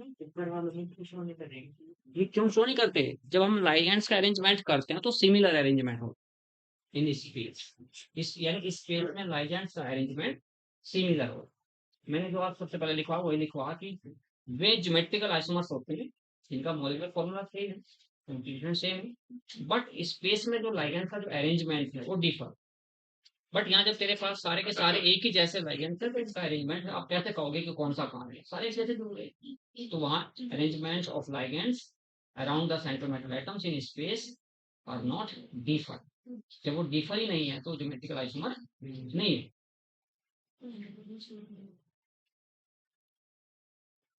किसके कितने आइसोमर पॉसिबल होंगे ये आपको सीक्वेंस महिमा यही सीक्वेंस याद रखनी होगी, इसी सीक्वेंस में याद रखनी। Ma2B Ma4B2 Ma4BC Ma3B3 Ma3B2C Ma3BCD Ma2B2C2 Ma2B2C को दो पार्ट में डिवाइड करता CD, फिर Ma2B को भी दो पार्ट में, C2 को भी दो पार्ट में डिवाइड कर दिया, फिर लास्ट में A2 को भी दो पार्ट में डिवाइड कर दिया। ठीक है, यहाँ मैं इसके आइसोमर लिख रहा हूँ, इसके आइसोमर दो, इसके आइसोमर दो, इसके आइसोमर दो, इसके तीन, इसके चार, इसके पांच, छ, नौ, सात नहीं आएगा, 15, 9 15 तक आता है। यानी दो से तो काउंटिंग शुरू होगी लेकिन फर्स्ट टाइम 2 3 बार लिखनी है। 2 2 2 फिर 3 4 5 6 फिर 9 15। तो अगर आपके पास ऐसा क्वेश्चन आ गया कि Ma2B2 MABCDEF से कितने आइसोमर पॉसिबल होंगे तो सीधा सीधा क्या बताएंगे कि 3 आइसोमर। ठीक है, ये रट्टा लगाना, अगर कोई पूछना बेटा बताओ फिर। समझ आ रही बात या नहीं? ये बता बिल्कुल ऐसे है ना, मायूस सा नहीं होना कोई मैम है ना, मायूस नहीं होना बिल्कुल भी, जैसे बिल्कुल एकदम से आपको मायूस नहीं होना, वैसे मस्त रहना है। तो मेरा काम है कि आप लोगों को पढ़ने के लिए मजबूर करना, लेकिन ऐसा नहीं बिल्कुल मायूस नहीं होना। ये नहीं सोचना कि सर ये क्या होगा, कर सब कुछ अच्छा होगा। ठीक है, कोई बात नहीं समझ आया करते तो एकदम से पूछते। इसके कितने आइसोमर्स बनेंगे? दो, cis and trans, cis and trans. कितने बनेंगे? तीन। कितने बनेंगे? वो ये नहीं पूछता कि बना के दिखाओ, ऑब्जेक्टिव क्वेश्चंस में ये नहीं करता कोई, है ना, draw the isomers of Ma2B2C2D नहीं ड्रॉ कराएगा कोई, बट ये पूछेगा कि बनेंगे कितने। ड्रॉ नहीं कोई करा रहा, यही तो सोचना है कि मैं पढ़ना क्या है। इनका कोई अगर कोई कहता है कि इसके 15 बताओ ड्रॉ करके, कहाँ कर दोगे ड्रॉ आप? नहीं करेंगे। तो लेकिन हाँ ये आपको याद रखना कि एक सीक्वेंस याद रखें, Ma4B2 शो करेगा तो बाद वाले को अलग अलग पार्ट में डिवाइड कर दिया, BC कर दिया, फिर यहाँ Ma3B3 कर दिया, उसके बाद Ma3 इस B3 को दो पार्ट में डिवाइड किया B2C में, फिर इसको ही आगे फर्दर डिवाइड किया BCD में, फिर आपका अलग से Ma2B2C2 किया, Ma2B2 सेम रखा, C को दो पार्ट में डिवाइड किया, उसके बाद B को दो पार्ट में डिवाइड किया, उसके बाद A को दो पार्ट में डिवाइड किया। तो ये आइसोमर्स बनाने की कंडीशंस आपको समझ आ गई। फिर आपको जैसे मैंने अभी जब पहले से ही रटा हुआ पड़ा ऐसे ही रटना आपको, दो दो दो फिर 3 4 5 6 7 8 नहीं होगा, 9 और फिर 9 के बाद सीधा 15, तो 9 के बाद 15। तो सबसे ज्यादा जो आइसोमर पॉसिबल होंगे वो कितने आपके, है ना? इसके दो पार्ट याद रखने आपने, किसके किसके, Ma3B3 टू टाइप से फॉर्म करता है, एक आपका फेसियल और एक आपका मेरिडियोनल। फटाफट ये एक अलग ही स्पेशल केस। पहले तो ये उतार लो फटाफट सार, उतारो बेटा, फिर उसको उधर समझाते हैं आप लोग।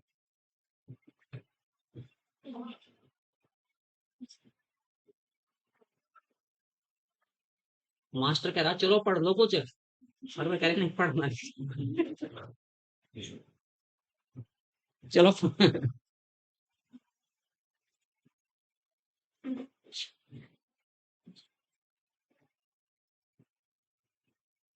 फेशियल में याद रखना आपको, देखिए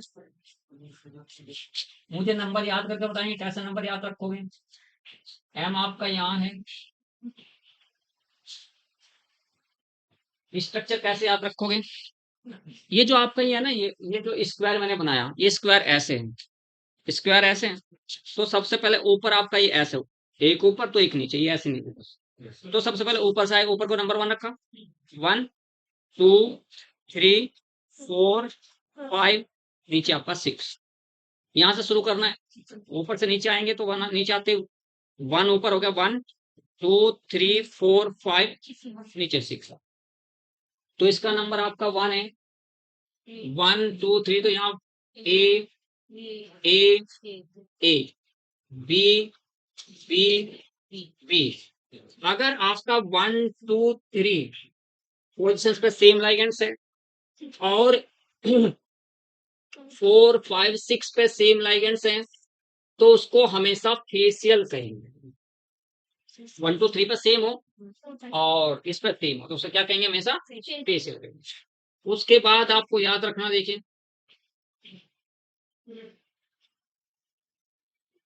अगर 2 3 4 पे सेम है, 2 3 4 पे सेम है, तो ये आपका 2 यहाँ ए, ये आपका बी, सॉरी ये आपका ए, ये आपका ए, यहाँ आपका बी, और आपका 1 5 6, ये आपका बी और ये आपका बी। तो ये एक इधर से कोना है, ऊपर से नीचे ऐसे बनता है ट्राइंगल। एक ट्राइंगल तो बनता है नीचे को, और एक बनता है ऊपर को, किसमें, फेशियल में। और इसमें एक बनता है ऊपर को और एक बनता है प्लेन में, उसे कहते हैं मेरिडियन। एक फेशियल होता है तो एक मेरिडियन। फेशियल में दोनों आपके एक दूसरे के अपोजिट में, एक ट्राइंगल ऊपर बना, एक प्रिज्म यहाँ रखा, एक प्रिज्म उसके उल्टा करके नीचे बन जाए, तो होगा फेशियल। एक प्रिज्म प्लेन में रखा, एक आपको उसके परपेंडिकुलर करना, वो होगा आपका मेरिडियन। बस ये बात याद रखनी है। इसके दो केस अलग से याद रखने हैं। किसके बोला, इसके दो केस, इसके दो केस अलग से याद रखने, facial and meridian.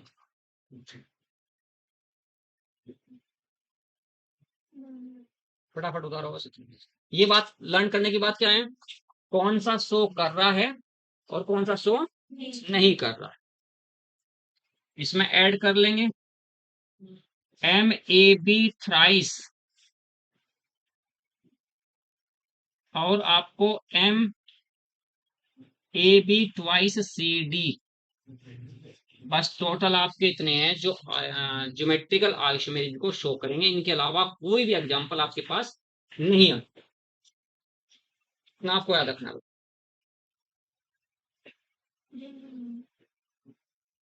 M A B thrice, M A B twice C D. अगर M A B C D E F भी करेगा तो भी शो करेगा। M A B C D E F भी अगर कर देता है, अगर इसे आगे मैं लिखना चाहूं M A B C D E F, तो ये सब शो करेगा। अगर सेम बाइडेंटेड लाइगेंड्स के पास सेम डोनर एटम है, वो शो नहीं करेगा। ऊपर आपने वो 3 बात याद रखनी, उसके अलावा कोई भी एग्जांपल तुम्हारे सामने आएगा तो वो शो करेगा। ज्योमेट्रिकल क्लियर हुई। देखो एक बार फटाफट देखो, दोनों स्क्वायर प्लेनर का और ऑक्टाहेड्रल का, स्क्वायर प्लेनर का और ऑक्टाहेड्रल का।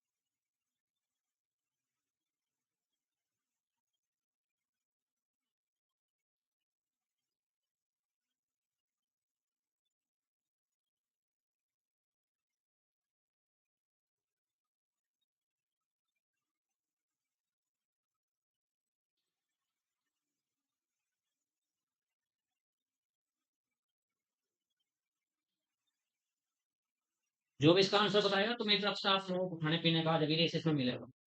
जो भी सब मेरा खाने की, जो भी इसका ऑप्शन सही बताएगा, विच one is strongest acid, which one is strongest acid, कौन सा स्ट्रॉन्गेस्ट एसिड है, ऐसा क्वेश्चन एक फिनॉल का विफल हर हाल में आना है। ये क्वेश्चन फिनॉल का एसिडिटी के रेस्पेक्ट में डायरी में नोट कर लिए कर जाकर मैं क्या कह रहा हूँ। वैसे अगर तुम्हें 45 के 45 टॉपिक ना मिले तब बताइए, बाद में बता देंगे एक बार कि यहाँ से क्वेश्चन पुट अप होगा। मेरी तरफ से आप लोगों की सबका अभी नाश्ता पानी मेरी तरफ से होगा, जो इसका आंसर बताएगा सबका होगा। Which one is strongest acid, इन चारों में से कौन आपका स्ट्रॉन्गेस्ट एसिड है?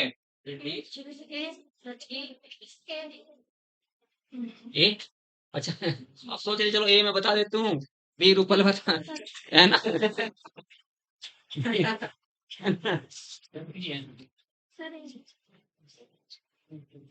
इसका आंसर अब ए और बी में से सेलेक्ट कर लो फिर, या किसी को सी डी में से करना हो तो उसमें से कर लो, क्योंकि अभी ए को बी, चलो ए और बी दो तो आगे। फाइनली ये बताना कि यहाँ बस इस पे रुकना है सर, है ना। बी पर रुक जाते हैं, लेकिन क्यों?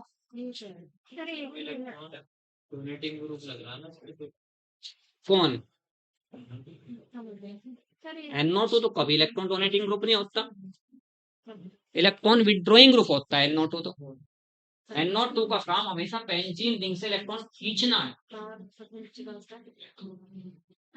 रियान देख, मैं तुझे आज इस पे एक कॉन्सेप्ट बताऊंगा देख, क्योंकि हमें कंफ्यूजन दूर करना कैसे कि कौन इलेक्ट्रॉन डोनेटिंग होते हैं और कौन इलेक्ट्रॉन रिलीजिंग होते हैं, कौन इलेक्ट्रॉन डोनेटिंग होते हैं कौन इलेक्ट्रॉन रिलीजिंग होते हैं, ये मैं तुम्हें बताऊंगा आज। लेकिन ये तुम्हें बहुत पहले पता होनी चाहिए थी सारी बातें भाई, नहीं इस टाइप से बताई ही नहीं होगी, भूल के कहाँ है, जैसे बताया जाएगा ऐसे बताया ही नहीं होगा ना। NO2 इलेक्ट्रॉन विड्रॉइंग ग्रुप है, OCH3 इलेक्ट्रॉन रिलीजिंग ग्रुप है। चलो मैं लिख देता हूँ, ये इलेक्ट्रॉन रिलीजिंग ग्रुप है, बेंजीन को इलेक्ट्रॉन देगा। ये इलेक्ट्रॉन खींचने वाला ग्रुप है, इलेक्ट्रॉन विड्रॉइंग ग्रुप है तो इलेक्ट्रॉन खींचेगा। ये इलेक्ट्रॉन विड्रॉइंग ग्रुप है, खींचेगा। ये इलेक्ट्रॉन रिलीजिंग ग्रुप है, देगा। दो तो मैंने ऑप्शन बनाए इलेक्ट्रॉन रिलीजिंग ग्रुप के और दो बनाए इलेक्ट्रॉन विड्रॉइंग ग्रुप के। रिलीजिंग में भी ये ज्यादा रिलीज करेगा। रिलीजिंग भी टू टाइप्स होते हैं इलेक्ट्रॉन्स, एक तो कहते हैं कि चलो भाई आप बैठे हो बेंच पे थोड़ा सा इधर को खिसक जाओ, ये तो हो गया अलोंग द सिग्मा बॉन्ड, और एक से मैं कह रहा भाई यहाँ से उठ इधर बैठ, हो गया बाई रेजोनेंस, तो इसका मतलब वो ज्यादा इफेक्ट। तो यहाँ तो वाई रेजोनेंस के द्वारा इलेक्ट्रॉन पूरे देने, और यहाँ बस अलोंग द बॉन्ड। तो आपको ये बताना कि इलेक्ट्रॉन रिलीजिंग ग्रुप फिनॉल की एसिडिटी को बढ़ाता है या electron withdrawing group donating group. इसको मतलब बी के साथ मतलब बी आपका ऑप्शन सही है, आपका ऑप्शन बी सही था। इलेक्ट्रॉन डोनेटिंग ग्रुप हमेशा एसिडिटी को घटाएगा और इलेक्ट्रॉन विड्रॉइंग ग्रुप हमेशा एसिडिटी को बढ़ाएगा, इलेक्ट्रॉन विड्रॉइंग। ठीक है, अब पता कैसे चला आपको कि कौन सा ग्रुप इलेक्ट्रॉन विड्रॉइंग है? समझ आ देख, टू टाइप के सबस्टिट्यूएंट्स होते हैं, एक होता है एक्टिवेटिंग सबस्टिट्यूएंट, एक होता है डीएक्टिवेटिंग सबस्टिट्यूएंट। एक्टिवेटिंग उन्हें कहते हैं जो अपने इलेक्ट्रॉन्स बेंजीन को देते हैं, डीएक्टिवेटिंग उन्हें कहते हैं जो अपने जो बेंजीन के इलेक्ट्रॉन्स अपनी ओर खींच लेते हैं। देख बेटा इधर देखो, इल्मा आप कह रहे थे कैसे, ध्यान से सुन रहे थे। NO2 ग्रुप मैंने, रियान कैसे पता चला मुझे यार, बहुत छोटी बेसिक सी बात है ऊपर, ये N कोऑर्डिनेट बॉन्ड और डबल बॉन्ड, और ये NO2 ये बॉन्ड किसके साथ जुड़ेगा? बेंजीन के साथ जुड़ेगा। यानी ग्रुप का जो एटम बेंजीन से जुड़ता है, देखो ये 5000 की कॉन्सेप्ट है, इससे कम NO2 का जो यानी ग्रुप का जो एटम बेंजीन रिंग से जुड़ता है, अगर उस एटम पर मल्टीपल यानी पाई बॉन्ड है तो हमेशा इलेक्ट्रॉन विड्रॉइंग ग्रुप होगा। ग्रुप का जो एटम बेंजीन रिंग से अटैच होता है, यदि उस एटम पर पाई बॉन्ड है तो वो हमेशा इलेक्ट्रॉन विड्रॉइंग ग्रुप होगा। अब मैंने कहा कि OCH3 में O के पास तो देखिए कहीं है कोई आपका पाई बॉन्ड, नहीं है ना, तो कैसा हो जाएगा, इलेक्ट्रॉन रिलीजिंग ग्रुप। CHO को अगर विद बॉन्ड लिखेंगे तो कैसे लिखोगे, लिखोगे CHO को ऐसे, C डबल बॉन्ड O और H। तो C किससे जुड़ा हुआ, बेंजीन से, C के पास बॉन्ड कैसा आ गया, इलेक्ट्रॉन विड्रॉइंग। यानी अगर ग्रुप का जो एटम बेंजीन रिंग से जुड़ता है, यदि उस एटम पर पाई बॉन्ड है तो इलेक्ट्रॉन विड्रॉइंग ग्रुप है। समझ गए। तो मुझे बताएंगे अब आप लोग, इधर तो लड़कियां बताएंगी इसको कि ये NHCOCH3 तो लड़कियों ने बताना कि विड्रॉइंग है या रिलीजिंग है। OCOCH3 लड़कों ने बताना कि कौन सा इनमें इलेक्ट्रॉन विड्रॉइंग है, कौन सा इनमें इलेक्ट्रॉन रिलीजिंग है। अब आपने क्या कहना सर, इसे विद बॉन्ड करना पड़ेगा।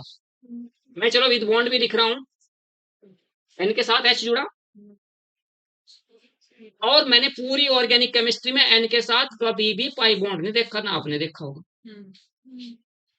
N के साथ कभी पाई बॉन्ड नहीं, N2 को छोड़ के ऑर्गेनिक केमिस्ट्री की बात कर रहा हूँ, N2 ना, इनऑर्गेनिक में आ जाते हैं, इनऑर्गेनिक अलग।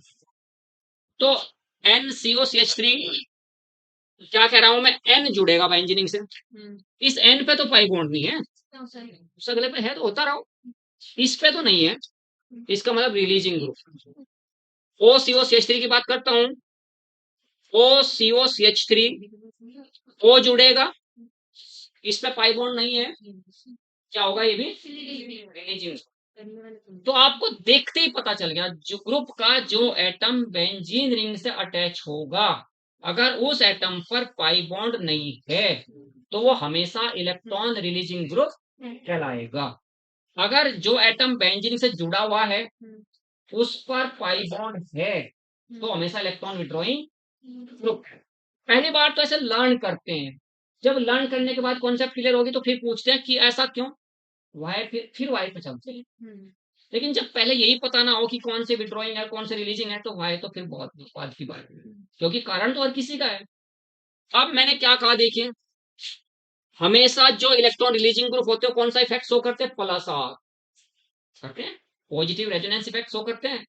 यानी जो ग्रुप अपने इलेक्ट्रॉन बेंजीन रिंग को देगा, इसका मतलब वो पॉजिटिव रेजोनेंस इफेक्ट शो करता है, धनात्मक अनुनाद प्रभाव प्रदर्शित करेगा, और जो लेगा वो माइनस आर शो करेगा। तो ये आपका प्लस आर शो कर रहा है, ये आपका प्लस आर शो कर रहा है, ये माइनस आर शो कर रहा है, ये भी माइनस आर शो कर रहा है। पहले तो सबसे पहले आपने क्वेश्चंस में यही करना कि कौन प्लस आर शो कर रहा है कौन माइनस आर शो कर रहा है, ये सबसे पहला काम आप। फिर आपको एक ट्रिक याद रखनी है, ये ट्रिक बुक में नहीं, ये ट्रिक भी हम कहा वहां, क्योंकि हम कोटा में जब कोचिंग कराया करते थे तो वहां पर कथा नहीं चलती थी, वो ट्रिक चलती थी। और ट्रिक के साथ साथ वहां चलता था कि delta x into delta P greater than equal H upon 4 पाई। तो वहां क्वेश्चन पुटअप होता था बच्चों से, ये एच अपॉन 4 पाई क्यों है,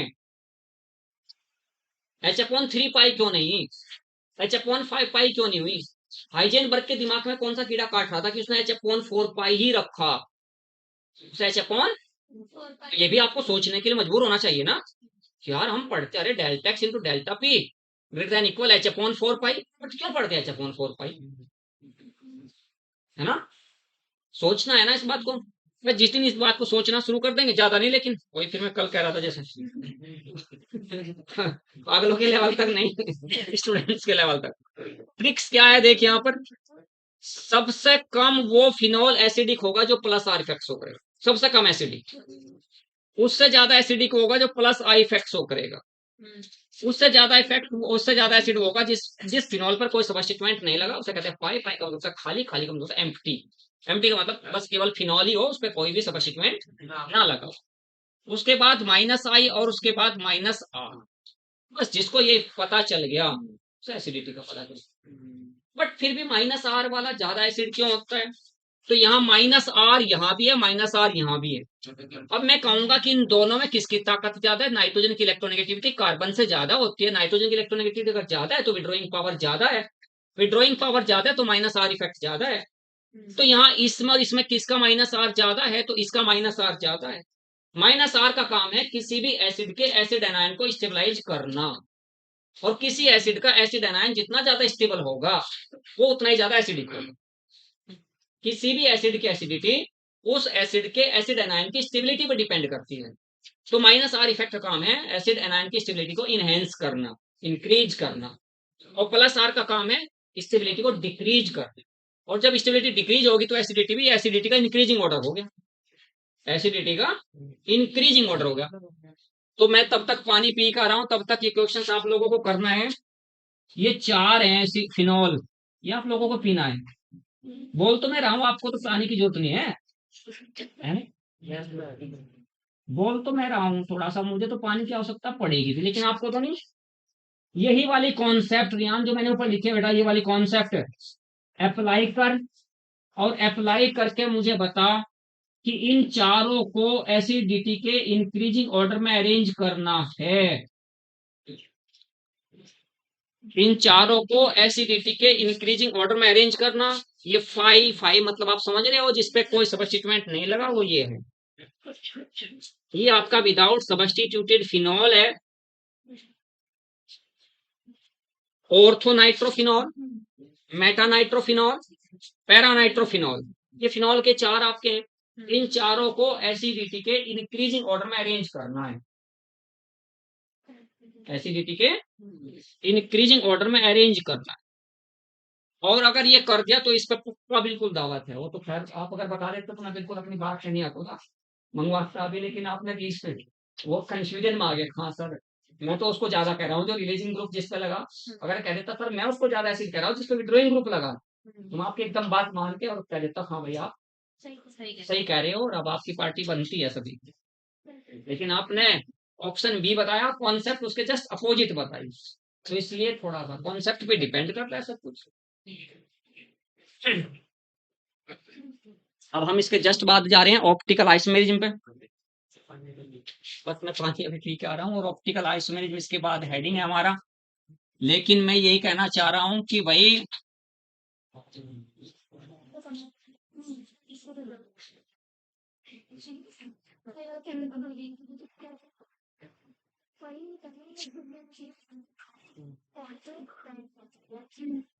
पानी पी का हो आप भी सभी, ठीक है? एक बार ठीक है, इस क्वेश्चन को करके पानी पियो सभी, 10 मिनट का गैप है, और करो इसे फटाफट, है ना? इधर तुम निराश से क्यों हो रही है? इतना निराश नहीं होना बेटा, ना। जैसे कभी कभी ना, मैं कभी कभी बच्चे कहते हैं कि सर ना बस आज ना आप पढ़ाओ मत, हमें बताओ कि हाँ जिंदगी कैसे संवारी जाती है। तो आंखों में लड़कियों, लड़के तो मस्त होते हैं, लेकिन लड़कियों की आंखों से पानी टप टप टप टप। फिर मैं कहता हूँ, मगर अब मैं दोबारा तुम्हें कभी कुछ भी नहीं समझाऊंगा। क्योंकि मेरा मतलब ये थोड़ा है कि आप लोगों को निराश नहीं करना, आप लोगों को पढ़ाना है। तो हाँ हाँ बता महिमा, इसमें सबसे कम फर्स्ट, चलो मैं लिख देता हूँ, ये लो। इसके नीचे मैंने फर्स्ट लिखा, सेकंड लिखा, थर्ड लिखा, फोर्थ लिखा। अब आप कह रहे हो कि सबसे कम सर फर्स्ट की है, चलो मान ली बात। उसके ज्यादा फिर आप किसी कह रहे हो, फोर्थ मान लिया। उसके बाद फिर थर्ड मान लिया, बचा सेकंड। लेकिन आप कहोगे सर अक्कड़ बक्कड़ किया, है ना? और अक्कड़ बक्कड़ से कभी क्वेश्चंस, क्योंकि मेरा तो अक्सर, क्योंकि मैं भी 5वीं गवर्नमेंट जॉब में, जो भी मैं तुक्का मार पाया आज तक क्वेश्चंस में, वही ठीक नहीं हुआ। मेरा कभी तुक्का ठीक नहीं हुआ करता था, और मैं फिर तुक्के मारने बंद ही कर दिए थे। मगर यार आज तक मेरा कोई तुक्का, अच्छा तुक्का नहीं पड़ा। अच्छा, आप कुछ और बता रहे हैं, चलो बताओ बताओ। सबसे कम फर्स्ट है, सेकंड है, फोर्थ है, थर्ड है। अब 2 ऑप्शन आप लोगों के सामने बन चुके हैं, आप अलग बता रहे हो, बताओ। सबसे कम फर्स्ट, फिर आपका थर्ड, फिर सेकंड, फिर आपका फोर्थ। सबसे कम, आपका आंसर बिल्कुल एकदम 100% सही है, बट कैसे है? बट है कैसे ये बताना है। आप बिल्कुल सही हैं 100%, आपका ऑप्शन ये वाला सही है, बट कैसे है ये बताना है।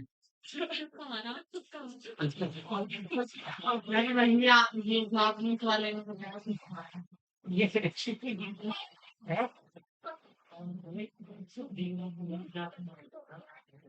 ये कम से कम यही कह देते कि नहीं सर मैंने बिल्कुल कॉन्सेप्ट के साथ बताया ना, पार्टी हो जाती है ना। कुछ बोलना कम आ रहा, इसको तो हटा दो इधर से, तो ये हटा दो, क्या ये उतार देता। देखो जा ध्यान से, लेकिन इस कॉन्सेप्ट को माइंड में सेट कर लें। एक क्वेश्चन मैंने आपका इधर ऑर्गेनिक का वो कर दिया 100% क्लियर, बिल्कुल आ रहा आना है इस क्वेश्चन को, एक ऑर्गेनिक। और एक क्वेश्चन आपका इस चीज आइसोमेज में, आज दो क्वेश्चन इन 8 नंबर कम नहीं होते। यहाँ पर आपका, अगर आप लोगों ने रेजोनेटिंग स्ट्रक्चर्स ऑफ फिनॉल पढ़ी हो, रेजोनेटिंग स्ट्रक्चर्स ऑफ फिनॉल, तो ये जो पेयर ऑफ इलेक्ट्रॉन्स है ऑक्सीजन का, pair of electrons of oxygen interact with the pi bond of the benzene ring, इसे कहते हैं resonance. The polarity produced due to the interactions between the lone pair electrons and the pi bond of the benzene is known as the resonance effect. यहाँ का pair कहाँ गया, यहाँ और यहाँ से कहाँ गया, ठीक है। तो आपने रेजोनेंस के दौरान यहाँ कहाँ कहाँ नेगेटिव चार्ज, कहाँ कहाँ पॉजिटिव चार्ज, यहाँ नेगेटिव चार्ज और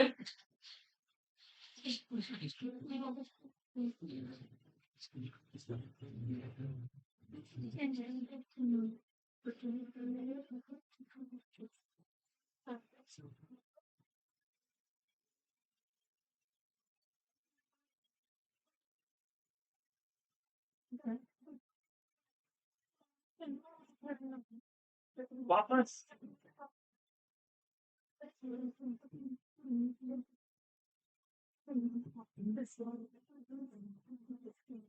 अच्छा, ये सब आपको पता है कि रेजोनेंस फिनोमिना के पीछे क्या रहा होगा, कि जिससे रेजोनेंस की डिस्कवरी हुई थी, क्या कारण रहा होगा, कहाँ अटके होंगे साइंटिस्ट लोग। तो ये, हाँ, तो आपको याद है लुईस फॉर्मूला, लुईस कॉन्सेप्ट ना।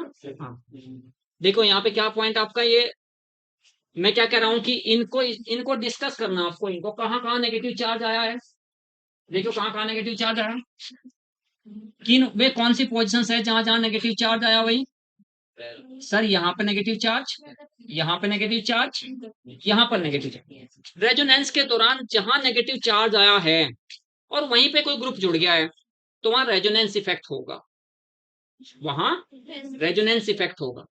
और जहां इन पोजिशन पे कोई नहीं जुड़ा कोई ग्रुप, तो वहां पर रेजोनेंस इफेक्ट नहीं होगा। तो यहाँ पर आपका जुड़ा है लेकिन इलेक्ट्रॉन खींचने वाला है, तो यहाँ -R, यहाँ पर -R या +R नहीं होगा, क्योंकि रेजोनेंस के दौरान यहाँ इस पोजीशंस पर पेयर ऑफ इलेक्ट्रॉन्स नहीं आया। तो यहाँ पर आपका क्या होगा, -I इफेक्ट। क्यों, क्योंकि along the bond -I effect, inductive effect हमेशा सिग्मा इलेक्ट्रॉन्स के बीच में अराइज होता है, और रेजोनेंस इफेक्ट हमेशा पाई इलेक्ट्रॉन्स के बीच में। यहाँ पर आपका माइनस, क्लियर हुआ, क्या लिखवाया हुआ, +R और +I तो इसमें है ही नहीं। तो सबसे पहले कौन आ गया, फाइव वाला कौन सा हुआ, फर्स्ट हो गया फाइव। उसके बाद -I वाला कौन सा हुआ, -I वाला आपका थर्ड हो गया। और ये थर्ड यहाँ पे ने बताया था, थर्ड है सर यहाँ पर, इसके बाद उसके बाद आपके दो R वाले, सेकंड एंड फोर्थ। अब बात आती है कि चलो आपने फर्स्ट और सेकंड का पता चल गया, अब सेकंड एंड फोर्थ में किसकी ज्यादा है, सेकंड और फोर्थ में किसकी ज्यादा है एसिडिटी। तो मैं क्या कह रहा हूं कि मैं ये कहूंगा कि सर जो रेजोनेंस इफेक्ट, यानी आप कहोगे सर रेजोनेंस इफेक्ट जो है ना, वो डिपेंड नहीं करता डिस्टेंस पर। जितना रेजोनेंस इफेक्ट यहाँ इफेक्टिव है, उतना ही रेजोनेंस इफेक्ट यहाँ इफेक्टिव है। Resonance effect independent to the distance, but inductive effect depend on the distance. After the third carbon there are no displacement of sigma electrons, क्योंकि third carbon के बाद inductive effect operate नहीं होता। तो यहाँ आपको सेकंड और फोर्थ में दोनों में रेजोनेंस इफेक्ट तो सेम है, रेजोनेंस इफेक्ट तो सेम है, बट इंडक्टिव इफेक्ट किस में ज्यादा होगा ये बताना है। देखो किस में ज्यादा है इंडक्टिव इफेक्ट, क्योंकि इंडक्टिव इफेक्ट डिपेंड करता है डिस्टेंस पर। और ये OH के पास है, तो यहाँ इंडक्टिव इफेक्ट ज्यादा, क्योंकि पास पास है, डिस्टेंस बढ़ने पर घटेगा। वहां OH के और NO2 के बीच में डिस्टेंस ज्यादा होगी, तो माइनस आई इफेक्ट कम होगा। ठीक है, तो इसका मतलब क्या हुआ? इसका मतलब हुआ कि सबसे कम एसिड आपका फिनॉल, उससे ज्यादा आपका मेटानाइट्रो फिनॉल, उससे ज्यादा आपका पैरा नाइट्रोफिनॉल, और सबसे ज्यादा आपका ऑर्थो नाइट्रो फिनॉल। अब आप कहोगे सर ये तो आप थोड़ा सा यहाँ गड़बड़ कर रहे हो। गड़बड़ नहीं हो रही। क्यों गड़बड़ नहीं हो रही? कि यहाँ इंट्रा मोलिकुलर हाइड्रोजन बॉन्डिंग हो रही किस किस के बीच में? NO2 के O और OH के H के बीच में कौन सा हाइड्रोजन बॉन्डिंग हो रही है? Intra molecular hydrogen, intra molecular hydrogen bonding, उसका काम है कि वो H को इजीली रिलीज। अगर इंट्रा मोलिकुलर हाइड्रोजन बॉन्डिंग वाली कॉन्सेप्ट यहाँ ना होती तो फिर ये ऑर्डर होता, फिर ऑर्डर ये होता। बट ऑर्डर ये वाला क्यों हुआ? क्योंकि वहां इंट्रा मोलिकुलर। अब कहोगे सर केमिस्ट्री में कितनी बात ध्यान करके चलेंगे, कहीं अगर अकॉर्डिंग टू योर रूल बात करते हैं तो ये होना चाहिए, बट ये इंट्रा मोलिकुलर बॉन्डिंग वाली बात में कौन याद रखेगा? वहां सारी कॉन्सेप्ट ऐसे दी थी। तो उस वजह से ये कम हो जाए। और अप्लाई ये करके चलो। पानी पी का 10 मिनट का गैस है तुम्हारा। चलो।